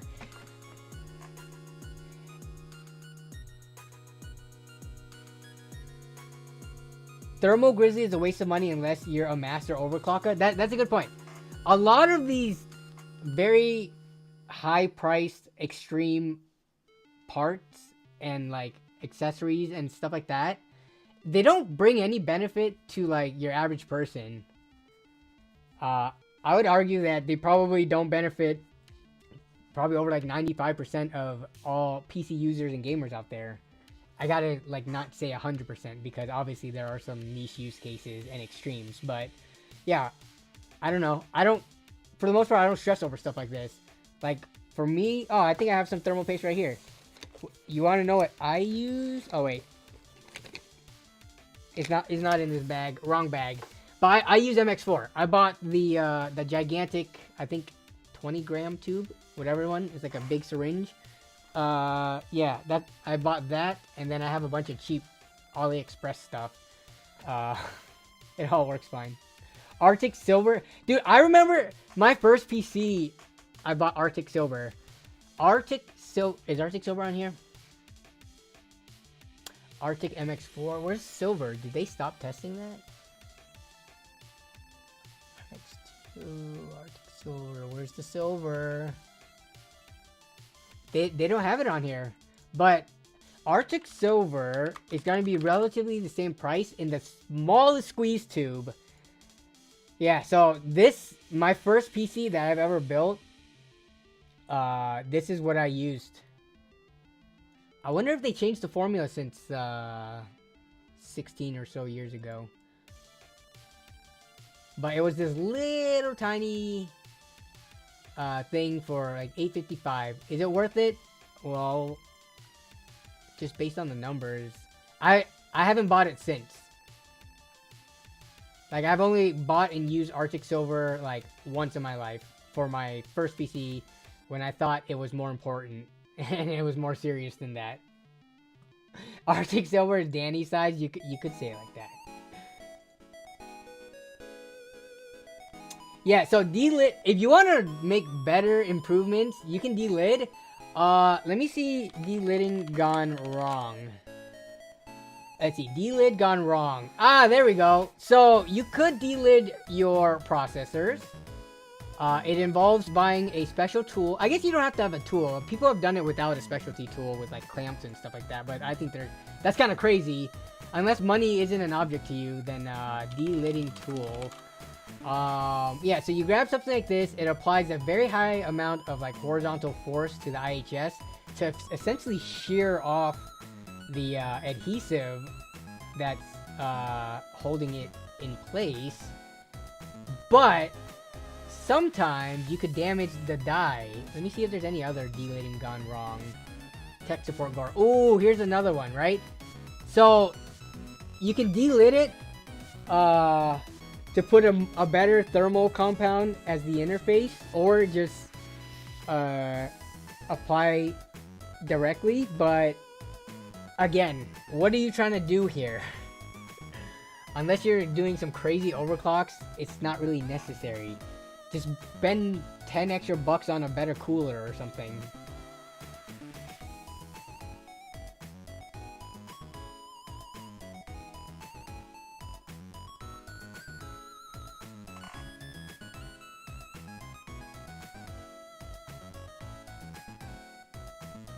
My CPU temp is 58 degrees according to GPU Z. Don't know what thermal paste was put on, as my PC is a pre-built, but I assume it's decent. 58 degrees idle, or 58 degrees under load. You gotta look at the load temperature. 58 degrees idle, that could be a little bit on the warmer side. delid for marginal gains. Ouch. I mean, if you know, if PCs are your thing and that's what you do, you see, like, I don't want to sound like I'm hating on people who do use like the top of the line stuff and top of the line thermal paste and delid and stuff like that, because honestly, sometimes that brings people joy. Like, if they are into overclocking or just playing with their PCs and tinkering around, then that's fine, and the money isn't an issue. There's things that all of us do that other people can look at and call it like dumb or stupid. A lot of people think PC gaming in general is a waste of time, right? So, yeah.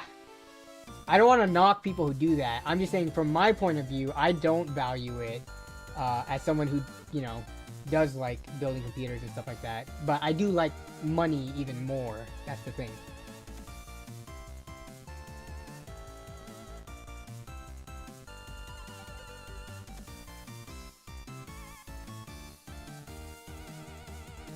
Man, I'm re-thermal pasting an RX 580 for a friend. He bought the card off Facebook Marketplace. The person used a crap ton of K5 instead of thermal pads. Jesus Christ, did the person make a huge mess?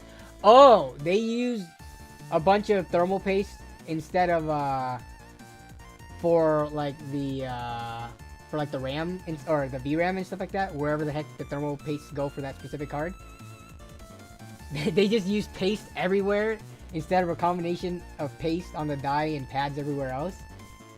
Did it work? Did the paste keep the temperatures down, though, is the question.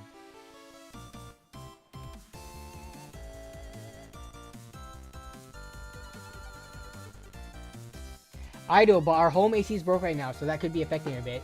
Yeah, that'll make your ambient go up, so that could affect it. But yeah, quickest way to see, go download Cinebench. And I say Cinebench because there's other, you can do Geekbench and stuff too. Like, let's say Geekbench, you can get Geekbench, or PCMark is another one. PCMark, no, what am I thinking of? And then there's Cinebench. But yeah, get any of these free benchmarking programs and just run the multi-core test.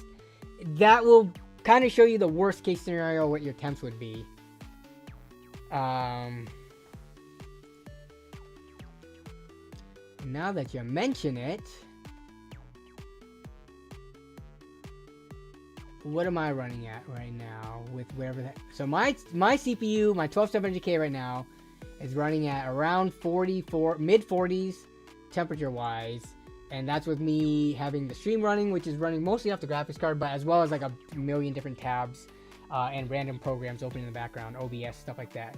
So, yeah, under load with the benchmarking program, it'll tell you like worst case.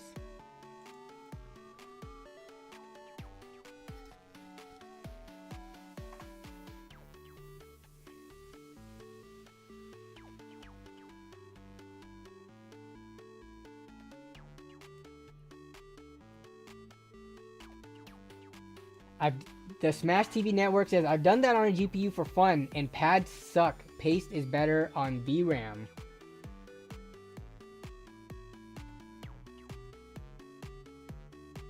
The VRAM temperature limits are higher though. So I guess if you can get it cooler, I guess that's fine, but using pads on it is not necessarily a bad thing when it has higher limits. It's just messy.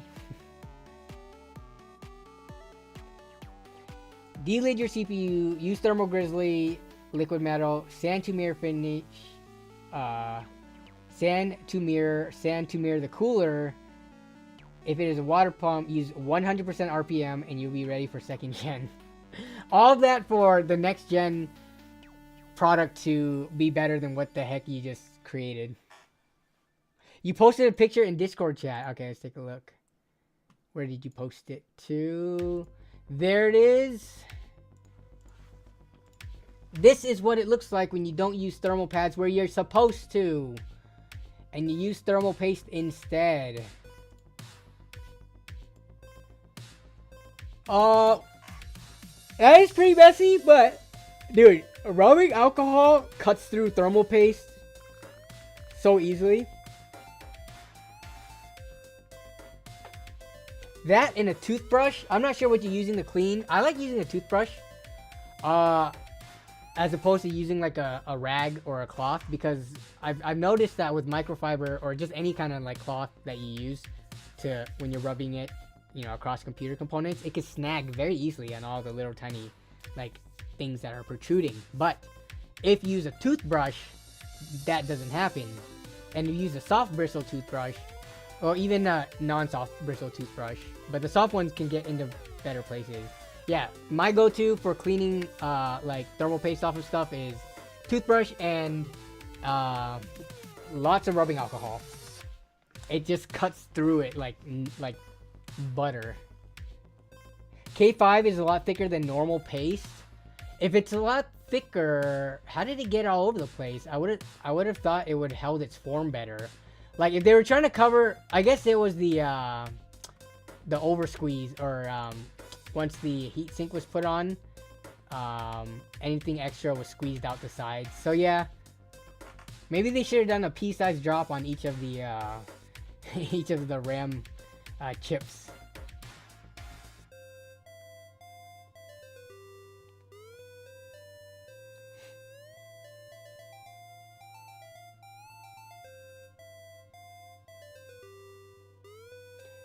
Our flat has a Lenovo Y5070 that always had something wrong with it, as it would thermal throttle the CPU down to 800 megahertz at 60 degrees C. The Y5070, I think I had that at one point in time. Y5070, that's... Unless I'm thinking of something else, but I think the one that I had was like a GTX 960M with like a Haswell CPU. Am I thinking of the same thing? Let's take a look. Y5070. So it does have a 960M. Okay. What was the processor? Yes! I had this exact laptop at one point in time. I think it's in one of my videos, yeah. The motherboard ended up dying in it. I did buy it used, but... yeah, the motherboard ended up dying, and it wasn't worth it to replace, because I bought it for like $400, and the cost of buying a replacement motherboard and getting it repaired, well, I guess getting it repaired I could have done myself. I forget if it was soldered or not, but yeah, I don't remember having thermal issues with this one though.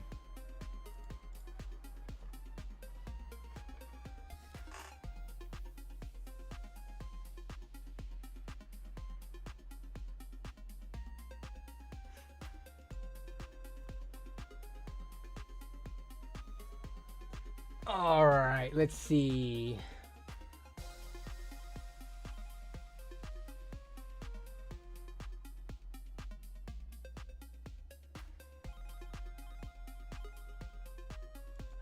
The Smash TV Network got a steal at the Amazon return store today. $10 for a 42-inch 4K LED OLED TV?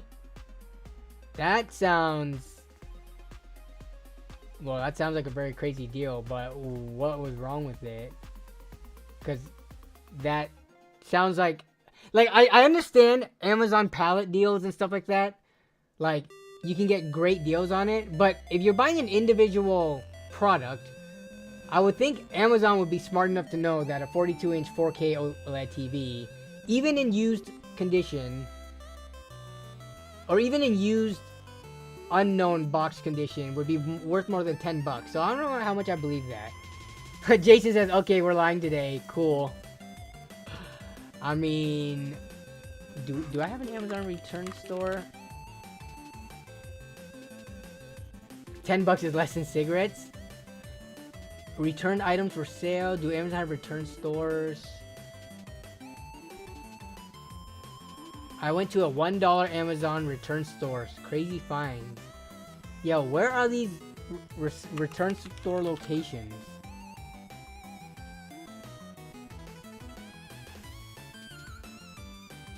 If an item is to return to... okay, there's Amazon stores. Where are these Amazon return stores? Ah, here we go. How to find one near you.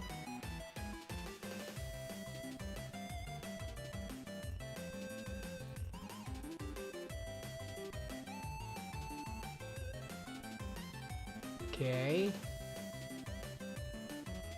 Yeah, I don't care about any of this. Where's the locations at?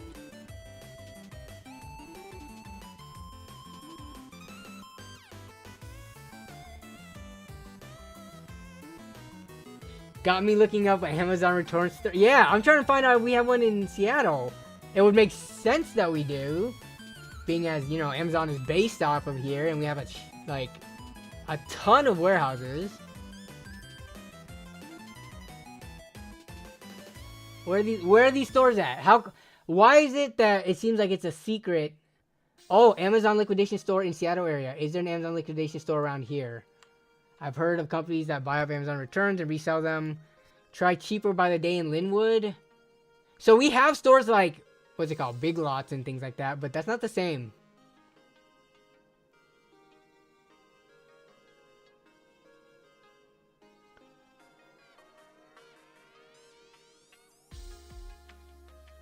I have a return store near me, and you could get like phone cases for like $1. Yeah, but those are phone cases. Those are only worth like $6-7 to begin with. And other electronics, but you gotta have one near you. Yeah, I'm trying to find, I don't know, return discount direct liquidators. Yes, so dang. Sounds like we don't have one.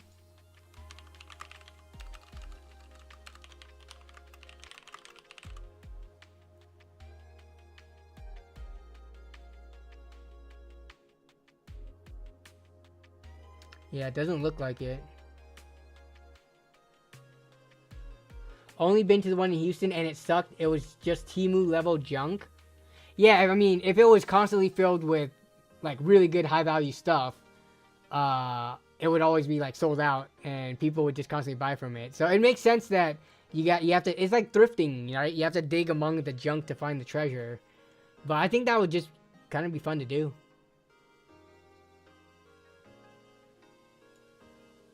Is there... oh, 10 years ago? Holy crap. This is such an old thread. University of Washington does have a surplus store. Let's take a look at that. New items coming this week. Oh, dude. I could get, like, rolling carts and filing cabinets. Office chairs.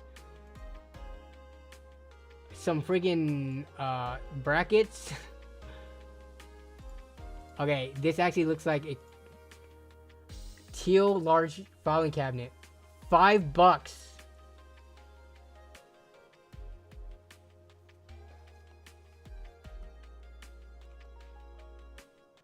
Shop online. Timed auctions. View current listings. govdeals.com. UW surplus. Alright, we're looking for... alright, we're gonna see if we can find anything. 5 computers. HP ProDesk 400 G3 minis. 3 days. These are all bidding though, dude. I'm not all about that bidding game. Wasting my time for someone else to just buy it underneath me. A bunch of mini PCs though. 5 of them for $84. How much does that work out to? $17 a piece?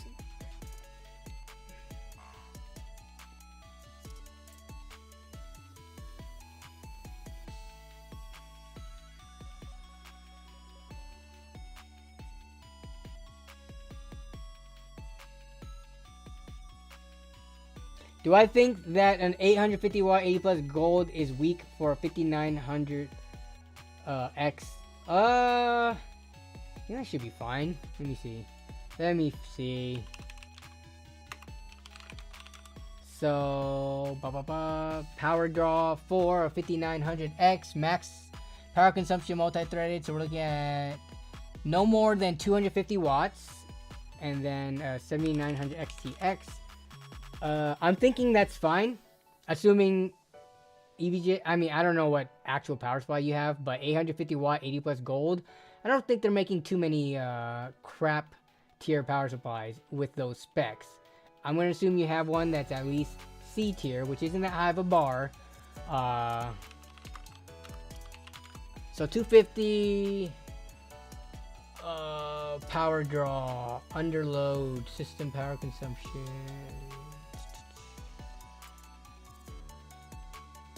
Yeah, I mean, you should be plenty good.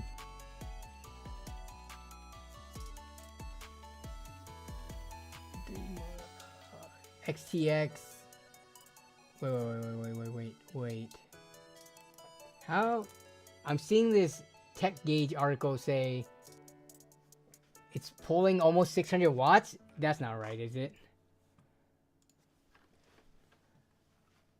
We'll go to Tech Power Up.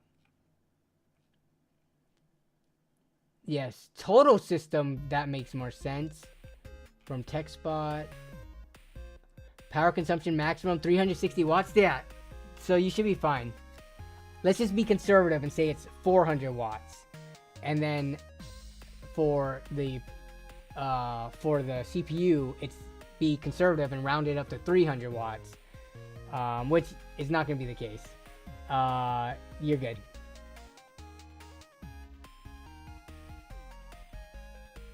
New channel name, returns on a budget. There was a time when a lot of content creators, tech and non-tech, they were just buying up those Amazon pallets just to see what they got and see if they could flip it for profit. Christopher Yee, I'm not sure how many, if he just did one or multiple of those, but a lot of content creators were doing that. I was never able to find a pallet thing, otherwise I would have done it, but yeah.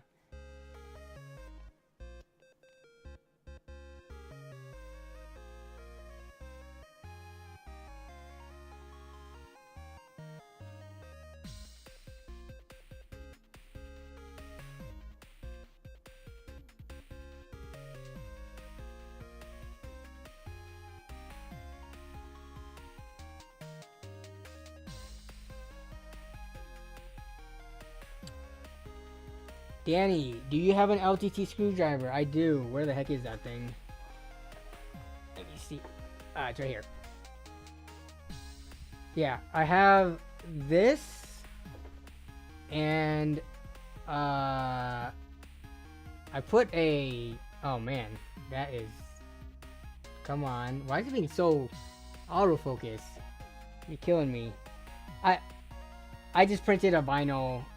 with my channel name and put it on the side, but I'm trying to find the stubby one though. Yeah, Linus hooked it up, even though I did buy one directly from the store, but Linus hooked it up at LTX with the custom ones that we were able to build ourselves, and then a stubby as well. So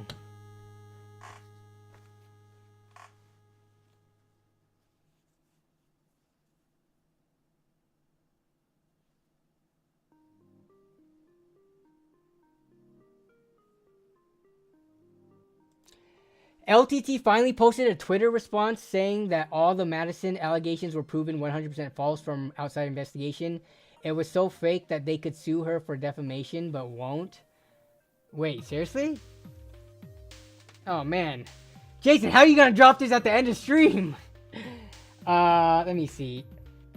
Isn't it crazy how we're coming up on a year since that has happened?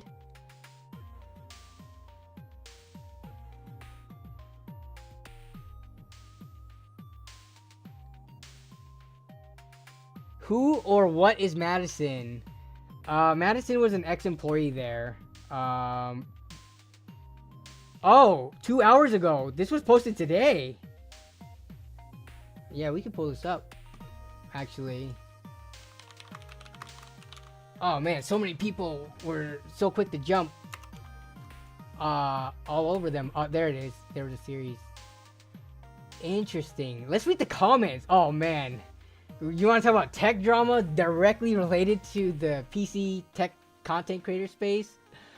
This is it. What the heck? What is all these memes? I don't want to sign in. Please don't make me sign in. They're going to make me sign in, aren't they? Dude, what is up with oh, okay. Give me a second. I need to sign in.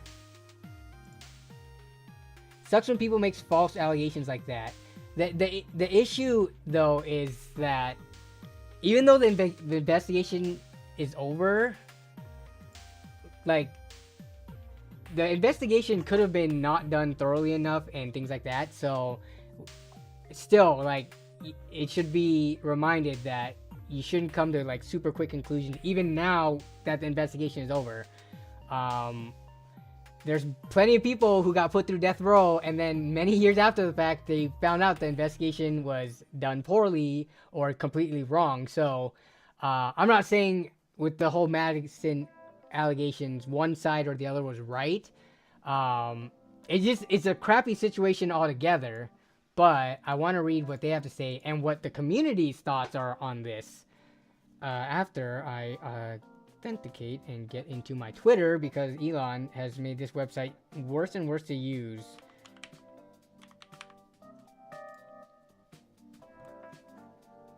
Browser scene. Okay. Here we go. Here we go. Here's the long post.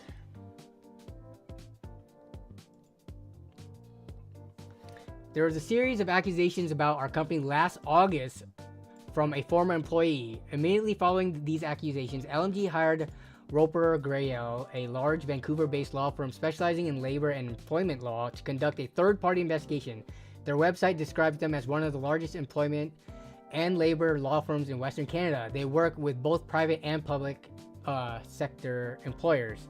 To ensure a fair investigation, LMG did not comment or publicly release any data and asked our team members to do the same. Now that the investigation is complete, we're able to provide a summary of the findings. The investigation found that claims of bullying and harassment were not substantiated. Allegations that sexual harassment were being ignored and not addressed were false. Any concerns that were raised were investigated.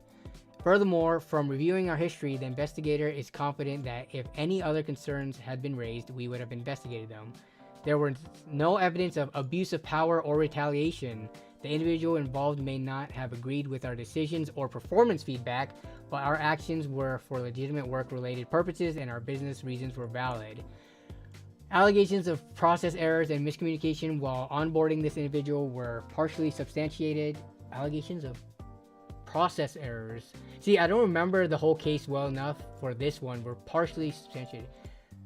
Process errors, miscommunicated. I think this was talking about from when they were hired with regards to like compensation or like how much time and stuff, but I can't recall exactly. But the investigator found ample documentary evidence of LMG working to rectify the errors, and the individual being treated generously and respectfully when they had questions. They were responded to and addressed. Okay. In summary, as confirmed by the investigation, the allegations made against the team were largely unfounded, misleading, and unfair. With all that said, in the spirit of ongoing improvement, the investigators shared their general recommendation that fast-growing workplaces should invest in continuing professional development. The investigator encouraged us to provide further training to our team about how to raise concerns and reinforce our existing workplace policies. Okay. I mean, this seems like a pretty good response so far. Prior to receiving this report, LMG solicited anonymous feedback from the team in an effort to ensure that there was no unreported bullying and harassment, and hosted a training session which reiterated our workplace policies and reinforced our reporting structure. LMG will continue to assess continuing education of our team. Yeah, everything, I mean, a lot of this sounds like kind of like legalese that you kind of just have to say. But at this time, we feel our case for a defamation suit would be very strong. However, our deepest wish is to simply put all this behind us. We hope that will be the case, given the investigators' clear findings that the allegations made online were misrepresentations of what actually occurred. We will continue to assess if there's persistent reputational damage or further defamation. Interesting. I haven't even, because I don't follow the employee that they're talking about, Madison, at all. I only saw when she posted on LTT. I don't follow her personal account. This doesn't mean our company is perfect and our journey is over. Okay, so this is all responses showing that they're gonna try to do better, all that. Very good stuff. So far, 6,000 likes, 300 and almost 400 retweets, 260 responses. EPOS Vox, why did there need to be a threat in this? How does this cultivate an environment where okay, so EPOS Vox is not happy with the response. Interesting. So it seems like he did not like that Linus said that they have a strong case for suing for defamation, and that they're actually continuing to assess instead of completely dropping it. Like, this is the threat portion. We will continue to assess if there's persistent reputational damage or further defamation. Okay, interesting. So he definitely seems like he's on Madison's side, even with everything else that came out. Love you, but wish it didn't end in a threat. Huh, okay, 2 people pointing out that it was a threat.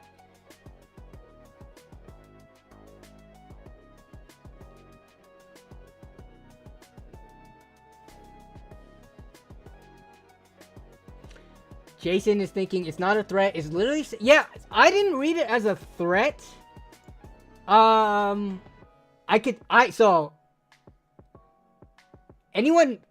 People are going to say I'm biased. I would say I'm unbiased. Like, as much as I, you know, think Linus has been like a positive overall influence in the PC tech space, helping, you know, bring creators together and stuff like that, doing good things for the community. I think the company as a whole, LMG, has done more good than bad. But I would say I'm not biased towards them anyways. Going to LTX, you know, would you say anyone who has gone to LTX and got a free screwdriver out of it is biased? Because I wouldn't say so. Like, sure, I got to go on a trip, got to hang out with other creators and stuff, but I could see them for their faults. Reading this, I didn't get it as much of a threat, but for anyone who thinks I'm biased, we could take my opinion and throw out the window. Unbiased people out there, I'm curious your opinions. Do you think that this read as a threat? I didn't see a threat. And are you a LTT biased fanboy? What else did he give you, lol, JK? You want to see the whole bag of stuff they gave you? No. I think this is... the response was fine, so let's keep on reading the other comments. Glad to see this is going well. Just hope some of the fans don't go and harass and bully the employee. Okay, I agree with this. Like, the time to drop it is now. I could see the ravaged fanboys of LMG going and now pushing this in Madison's face, which I don't think should happen. Well handled and appreciate the transparency in the findings. Sorry it all had to play out so publicly, says Snazzy Labs. Quinn from Snazzy Labs. So, okay, that seems like a pretty unbiased and reasonable response. While I believe the investigation was thorough and have no reason to doubt the results are correct, I really don't think it was good optics to make any mention of a very strong case for a defamation suit. Might have been better to post this on the law firm's letterhead without the mention of defamation rather than direct text post from LTT. I mean, dude, you can't do anything right anymore. No matter what, if you go and foster and feed puppies and kittens, people are gonna find something negative to say about it.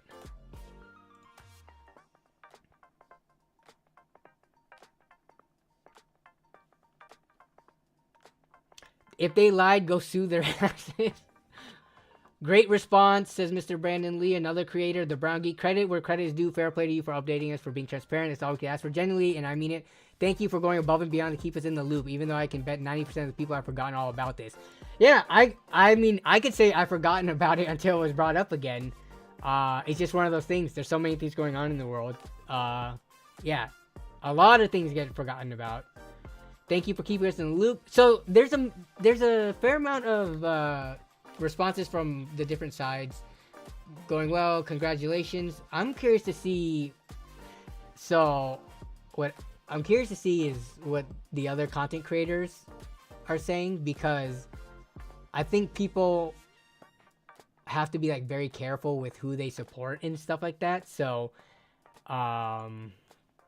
seeing content creators like Brandon Lee and Quinn from Snazzy Labs and stuff like that give their input, it's very interesting. As well as Addy from Ethos Box.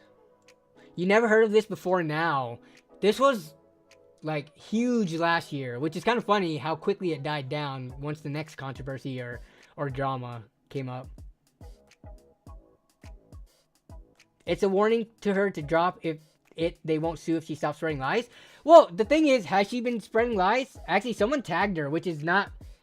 this is what you're not supposed to do, guys. like, they're ready to move on and drop it. And then you got these people who straight up tag her and say, just so you see this, since I think the allegations was from you. As if she wasn't gonna see it on the internet, right?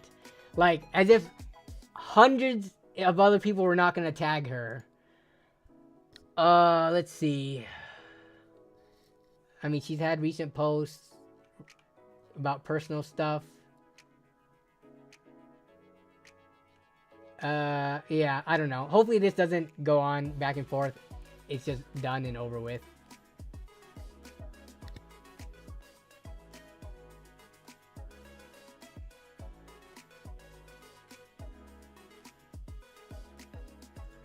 Do you ever get bored of looking at PC part deals? For PC part deals?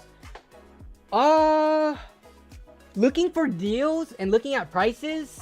Not so much. Like, I could be in the middle of doing some random thing, and if a friend or family member hits me up and is like, hey, can you help me find a graphics card? I pretty enthusiastically grab my phone and like start searching. I can tell you that sometimes I get bored of benchmarking. Like, the system I have back there, that system, well, that's the benchmarking system that I built on stream not too long ago. But I was benchmarking these last few days for the new video that's coming up this weekend. And I can say 100% I get bored of benchmarking. Benchmarking is so time consuming, but it's very necessary to be able to get the numbers and to show them, to like explain whatever the heck it is that's going on. And for this video, it's gonna be a revisit to an older graphics card with comparisons to an updated graphics card. But yeah, I mean, I'm running the same games, the same tests multiple times on multiple pieces of hardware. It gets boring. I wish there was an automated tool that does that, but it has to kind of be done manually. I'm pretty sure like big companies like Nvidia and stuff, they automate it because they have smart people who can script it all. But for me, it's not possible. I'm not smart enough to do that. My scripts will probably mess up. Yeah, I got a bunch of different notifications from Steam today of you playing different games. Yeah, I was going through the different, all the different benchmarks.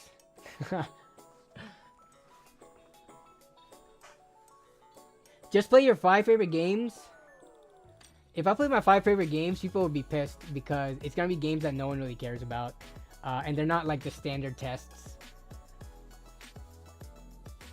But even then, I think having more games and tests is nice because you can start seeing more trends. If you only did 5 games, I don't feel like would be enough to tell the story. Like, I like to choose games from like easy to run to hard to run to open world to, you know, shooters to stuff like that. So, World of Warcraft, Last Claudia, DDR, Guns, and GTA 5. Well, no, you gotta add Fallout 76 on there. Which, I was gonna do a Fallout 76 benchmark, but the way Bethesda and other games similar to it work is that they put a artificial 60 FPS cap on it, because if you run it any higher, the game starts bugging out, and it starts becoming almost an unfair advantage, because it's almost like you're speeding up the game when you have higher FPS. I don't know how it works out like that, but yeah. It's kind of like Elden Ring. You know, Elden Ring is supposed to be 60 FPS locked, but if you try to mod it to unlock it, it counts as kind of like a cheat. No, I wouldn't say top 5 of all time. If I'm going to say top 5 games of all time, it'll be older games that wouldn't even be relevant to modern benchmarking. Top games of right now, I would say Fallout 76 is one of my top games of right now. But not of all time, no way. Top games of all time, I don't even think it would be modern games. Except for World of Warcraft, which isn't even modern. That came out 20 years ago.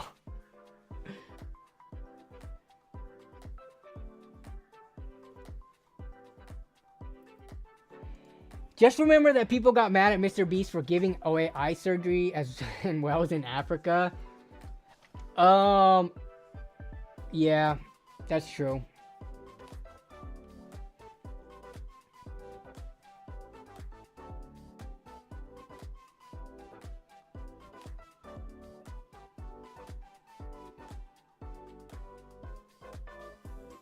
Pico Park, Valheim, League of Legends, Rogue Company. Got it. Rogue Company, why would you put that on my top list? Nowhere near my top. As much as we played it, I always thought the game looked like it should have been. Is it a free-to-play game? It must be, because we didn't buy it. But yeah, it makes sense that it's a free-to-play game. It plays just like one. Your characters look so wonky running around and stuff like that. League of Legends, haven't played League seriously in over a decade. Valheim is actually very fun. I need to play the new expansion. And then Pico Park is just a lone game. What's the best road trip drink snack combo? I don't know. Road trip. When I was a kid, I loved sunflower seeds. Whenever we drove from California to Washington or vice versa, it'd be a huge cup with a huge bag of sunflower seeds. Now, if we go on a road trip, I don't know, just whatever bag of chips I feel like, and maybe like a Sprite or a Coke. Pizza combos. Pizza combos are kind of hard to find. Like, the only place that I can find them is like Home Depot. But pepperoni pizza combos are really good. They blew my mind when I first had them back in high school. I do like combos, but I don't have them often because, like, oh, do they have them at Walmart? I need to go check. Sold and shipped by that. Can I? No, none available for pickup. Dang. But yeah, combos is pretty good. Combos is good because it's also a very unique snack. Like, when you think of like Lay's chips, Ruffles, Cheetos, whatever, those are all what I would call like pretty common snacks. Combos is one of those like uncommon snacks that you probably will run into people who have never had combos before, and when you give them a piece, it's kind of like that look on their eyes when they realize, wow, this tastes like a pepperoni pizza. I like this.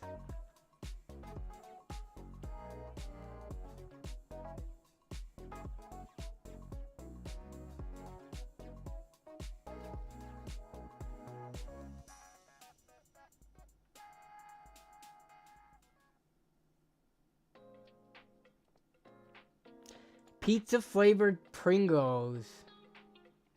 You know, I don't know when I started. Let's see. Funny Pringles diarrhea posts. Do not eat. Okay, I think this. After reading this post many years ago. Craigslist.org. Yes, this was originally wow. This is the official best of Craigslist from 2006. Have you guys read this? Do not eat Pringles. Oh, they're talking about the fat-free versions. They will grease your butt. This was back in 2006 though, but yeah, I don't know. I wouldn't say that this post alone made me not get Pringles, but we just don't get Pringles. I don't know why. Is it possibly because I don't know how they're priced versus like bagged potato chips. Are they more expensive because they come in a can, in a cardboard tube can? But yeah, if you guys haven't seen this post before, this is a interesting read. This is where the joke about anal leakage came from. It's real. Pringles. But that's what I think of when I think of Pringles. I can't unthink of this post.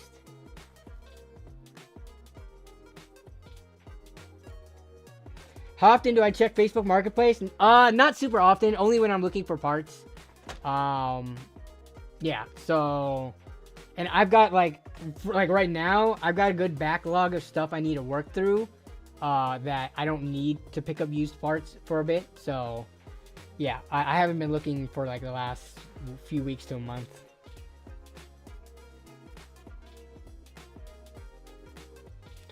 I think they seem smaller. Well, but you get as many chips as a normal bag because they're stacked so neatly. That's a good point.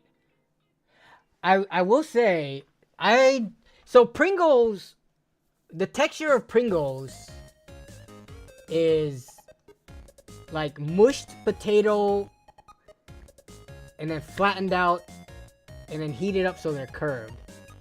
Versus like Lay's or a kettle cooked potato chip is like a thin sliced potato fried or baked or however they do it, right? So one of them is like the whole chicken thigh and chicken breast, or like slices of it, and the other one is like chicken nuggets, where it's like all grounded together to a paste, which is what Pringles is. Now, while I love Dino Nuggets, I'm not a huge fan of the Pringles texture. I think that's part of it. Pringles is a chip hot dog, exactly. It's like Spam. It's, even though it's mostly potato, it's not like it's mixed random, you know, intestines and random parts and stuff like that. But Pringles is like potato paste flattened out and then pressed into a chip shape. Processed hot dog water.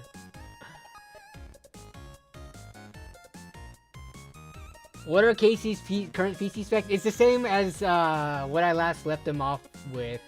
3070 and then was it 5600 or 5600X? I can't remember off the top of my head. But that is his current PC specs.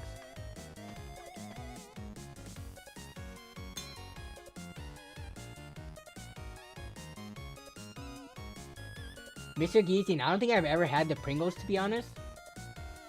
Really?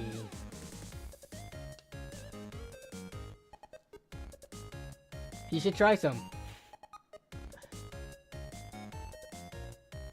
Zaps are the best chips. Alright, we've got about 5 to 10 minutes left of stream. Zaps chips. I've never had or seen these. What are they? New Orleans Keto style. What makes it so different? If you're gonna get something like a salty or barbecue flavor. Cajun dill. Oh, they do have some unique looking flavors. Voodoo Heat. Cajun dill gator tater. Evil Eye. Oh. Play the new XDefiant. Let's see. Free to play first person arena shooter.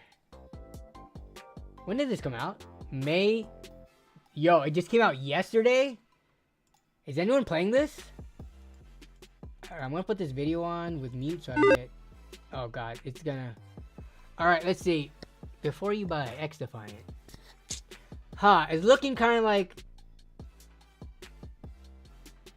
For some reason it reminds me of the finals. What about this is reminding me of the finals? I mean, it's just a first-person shooter.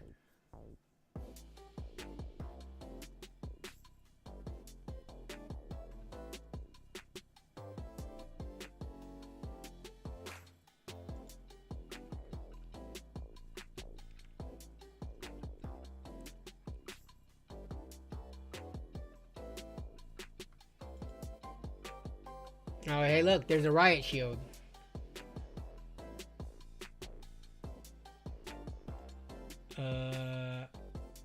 I mean, is this like a class-based game? Like, where you have special skills and stuff? Like each, like, yeah, like, the finals, they have, you know, the light, medium, heavy, but then they also have special abilities that kind of make them, like, unique. Not like Overwatch and Valorant, but you could equip stuff that, like, make you, like, be able to put up shields and be able to heal people and stuff like that. But this game, I mean Ubisoft, so I'm also thinking like Rainbow Six-esque. I like to think it's a mix of older COD and Apex. Ooh, what about Apex? Is it similar to? I do like Apex in terms of like the movement system in Apex feels probably the best in any FPS I've played. Like, nothing feels better than running around, you know, parkouring over stuff, sliding, than Apex. So this is a Ubisoft game. Okay. Oh, okay. So you do have, it looks like class-based system. How big is this game? Let me look on Steam. Oh, is that on Ubisoft Connect? XDefiant. It is on Steam. Okay. No, it's not. Oh, do I have to use the Ubisoft Connect to play this?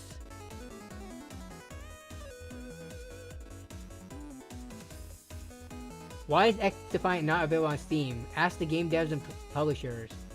Ask devs and not Steam. Okay. Yeah, so you have to have Ubisoft Connect, it looks like. The game will be... Yeah, so Ubisoft Connect, that's their launcher. You know what's funny I saw the other day, now that we're like kind of like in the discussion of launchers and stuff?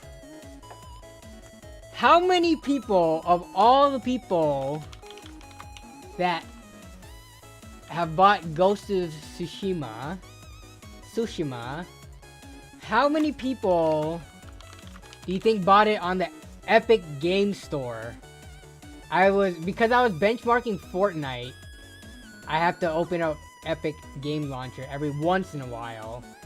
And I saw this, and I'm just thinking to myself, like, how many people do you think actually bought this game through Epic instead of Steam? You think more than 10%? More than 5%? Miss Vicky's jalapenos are the best. That's what we have that right now. I might go open up a bag. I don't know if we have any jalapenos left. Let me see. But yeah, like, how many sales do you think they got through the Epic Game Store? I won't be playing it. Duck the UB launcher. Yeah. At least it's not as bad as the EA launcher. Something about the Epic Games launcher, I don't know. I don't like it. Give me 1 second.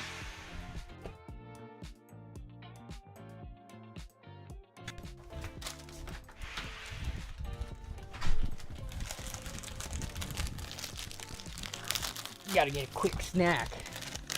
Talk about the Vicky's jalapenos. There we go. But yeah, Ubisoft sucks. I have a game that does not work. Yeah, pretty much when I benchmark stuff, if the game... So when I benchmark, Fortnite is not on Steam, obviously. The Blizzard Battle.net launcher, I honestly don't think it's that bad. Maybe it's because I'm used to it through all the years of WoW. So anytime I do stuff on there, to me it's fine. Ubisoft Connect is kind of a pain because they never want to, like, make my account secure. So I always have to put an two-factor authentication email code in, which gets very annoying. But that's where the Assassin's Creed test comes from, and everything else for the most part is on Steam. I'm trying to think if there's any other launchers that I use a lot. But yeah, so it's Steam, Battle.net, Ubisoft, and Epic Games.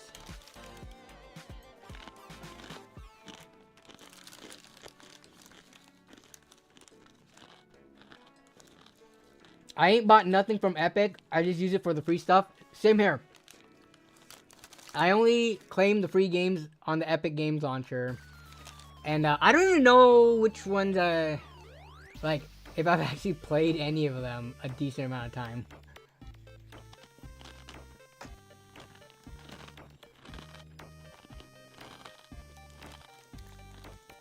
Can I benchmark from Dust?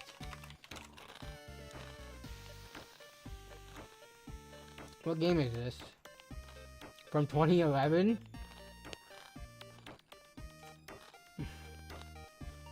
And mixed reviews?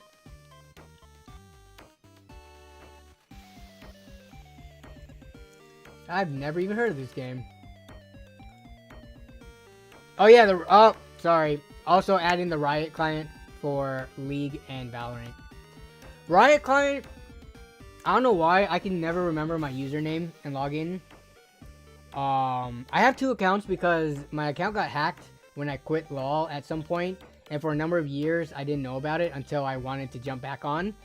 And getting my account back was kind of a pain, so I made a second account, and then I got my first account back, which had my original, all the characters and stuff I had. So now I still can't remember my username because it's not what I use for the rest of my launchers and stuff.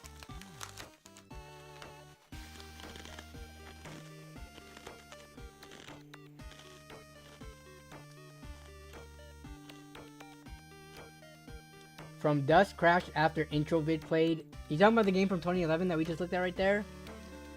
My benchmarking system, right, at least right now that's set up, does not have an Intel processor, so I can't test that. I guess I could test it on my current system, but what CPU do you even have? Smash Network?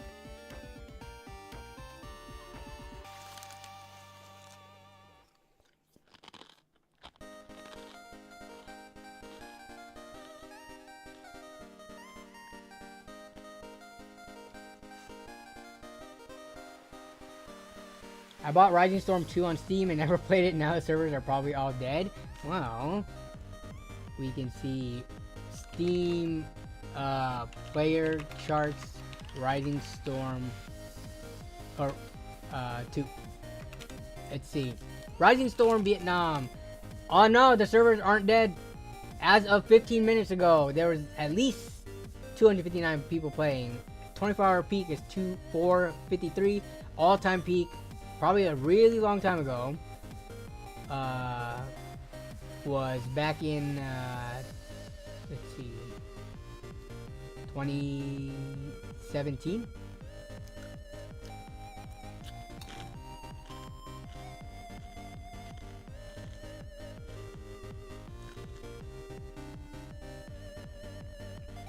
The player count has just been dwindling for the most part though. The numbers just go down.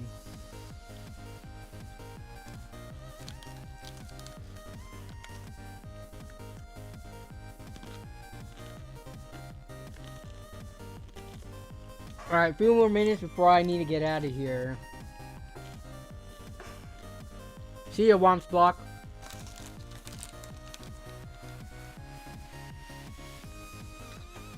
Oh yeah, Jason, if you're still there, I pretty much stole this shirt from Melissa.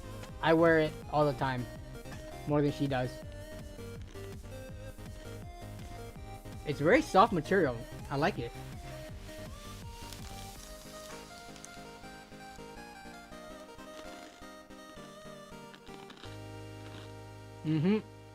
Roller skating every single Wednesday. One of these days, I'll post a video, or I'll show a video during stream. But I want to get good enough so that I can post something that is worthy of showing. No, so all the parts are still coming in. I just got, because the parts, I can't just get on Amazon. I have to like get from like the manufacturer of like the plates and like the wheels and stuff like that. It's like not quick shipping. I ordered the plates a week and a half ago, and they were out of stock, and then they got in stock, then they shipped, and that took like a whole week in itself. So yeah, all the parts are still coming in, and then I'm gonna make them. We want to see you fall, but not Melissa. There is video of me falling. There's no video of her falling because she goes very carefully. Does Melissa ever play games with you guys? I'm trying to think during the LAN parties if she's ever like hopped on my computer to play. I can't think so. I don't think so. I don't know. She just, maybe she feels weird when everybody else is here playing too. Like she's intruding or something, but no, I don't think she's joined in. Even though I would be glad to like, you know, give up my seat and let her play for a round, but Melissa's not a huge gamer, so for her to hop in, I guess she could play like Pico Park or something easy. Next LAN is at my place, so we'll see if we can make that happen. Indeed, Mike Thompson. Bucky. I'm not Texan, or I'm not from Texas, but... And I haven't even been to Bucky's, but Jason was kind enough to send the shirt. He actually sent this as a gift for Melissa, and I stole it, and I'm wearing it now.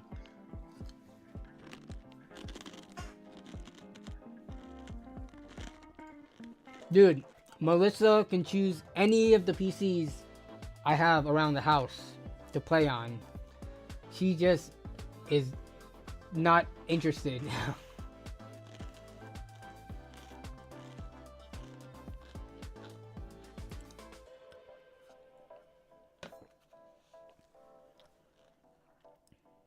I miss H1Z1. I miss it too.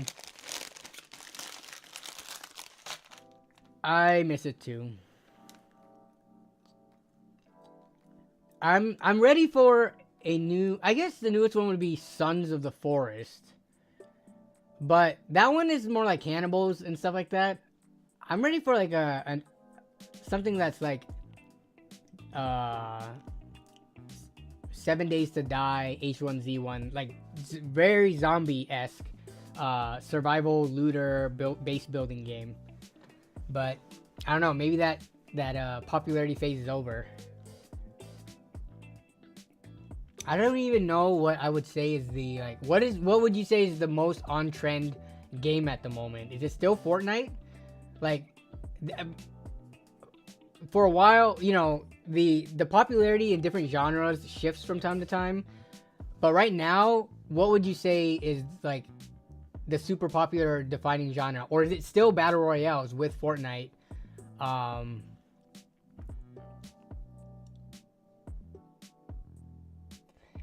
Yeah, so Helldivers is very popular right now. What would you consider that? It's not really like Destiny, where it's like a tons of looter shooter game.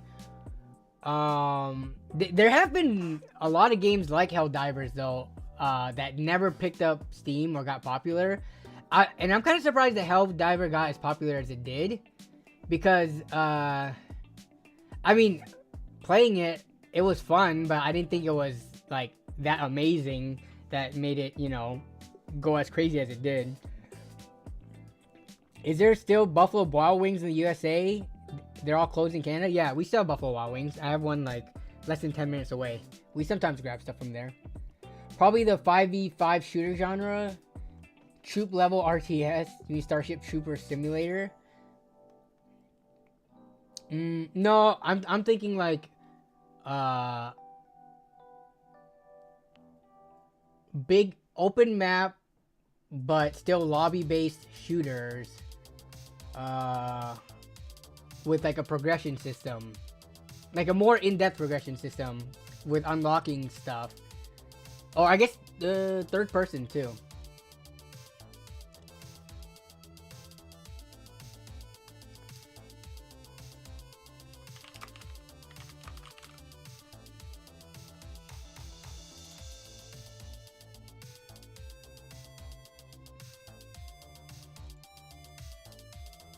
I have 7 Days to Die, and it's alright, even though it has been in alpha for like 10 years.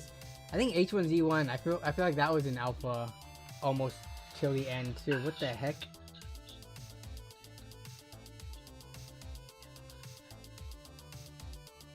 Okay. The Ryan Garcia Twitter Spaces for some reason just played on my phone. I was listening to one of them earlier, but it's been randomly just playing on my phone like all day and keeping it hot. There's something wrong with my phone. Alright, y'all, I'm headed off for the night, but expect a new video this coming weekend. And yeah, I'll see you in the comment section of that, as well as in the next stream next week. Same time as always. So y'all have a good night, have a great rest of the week, and I will see y'all later. Bye bye.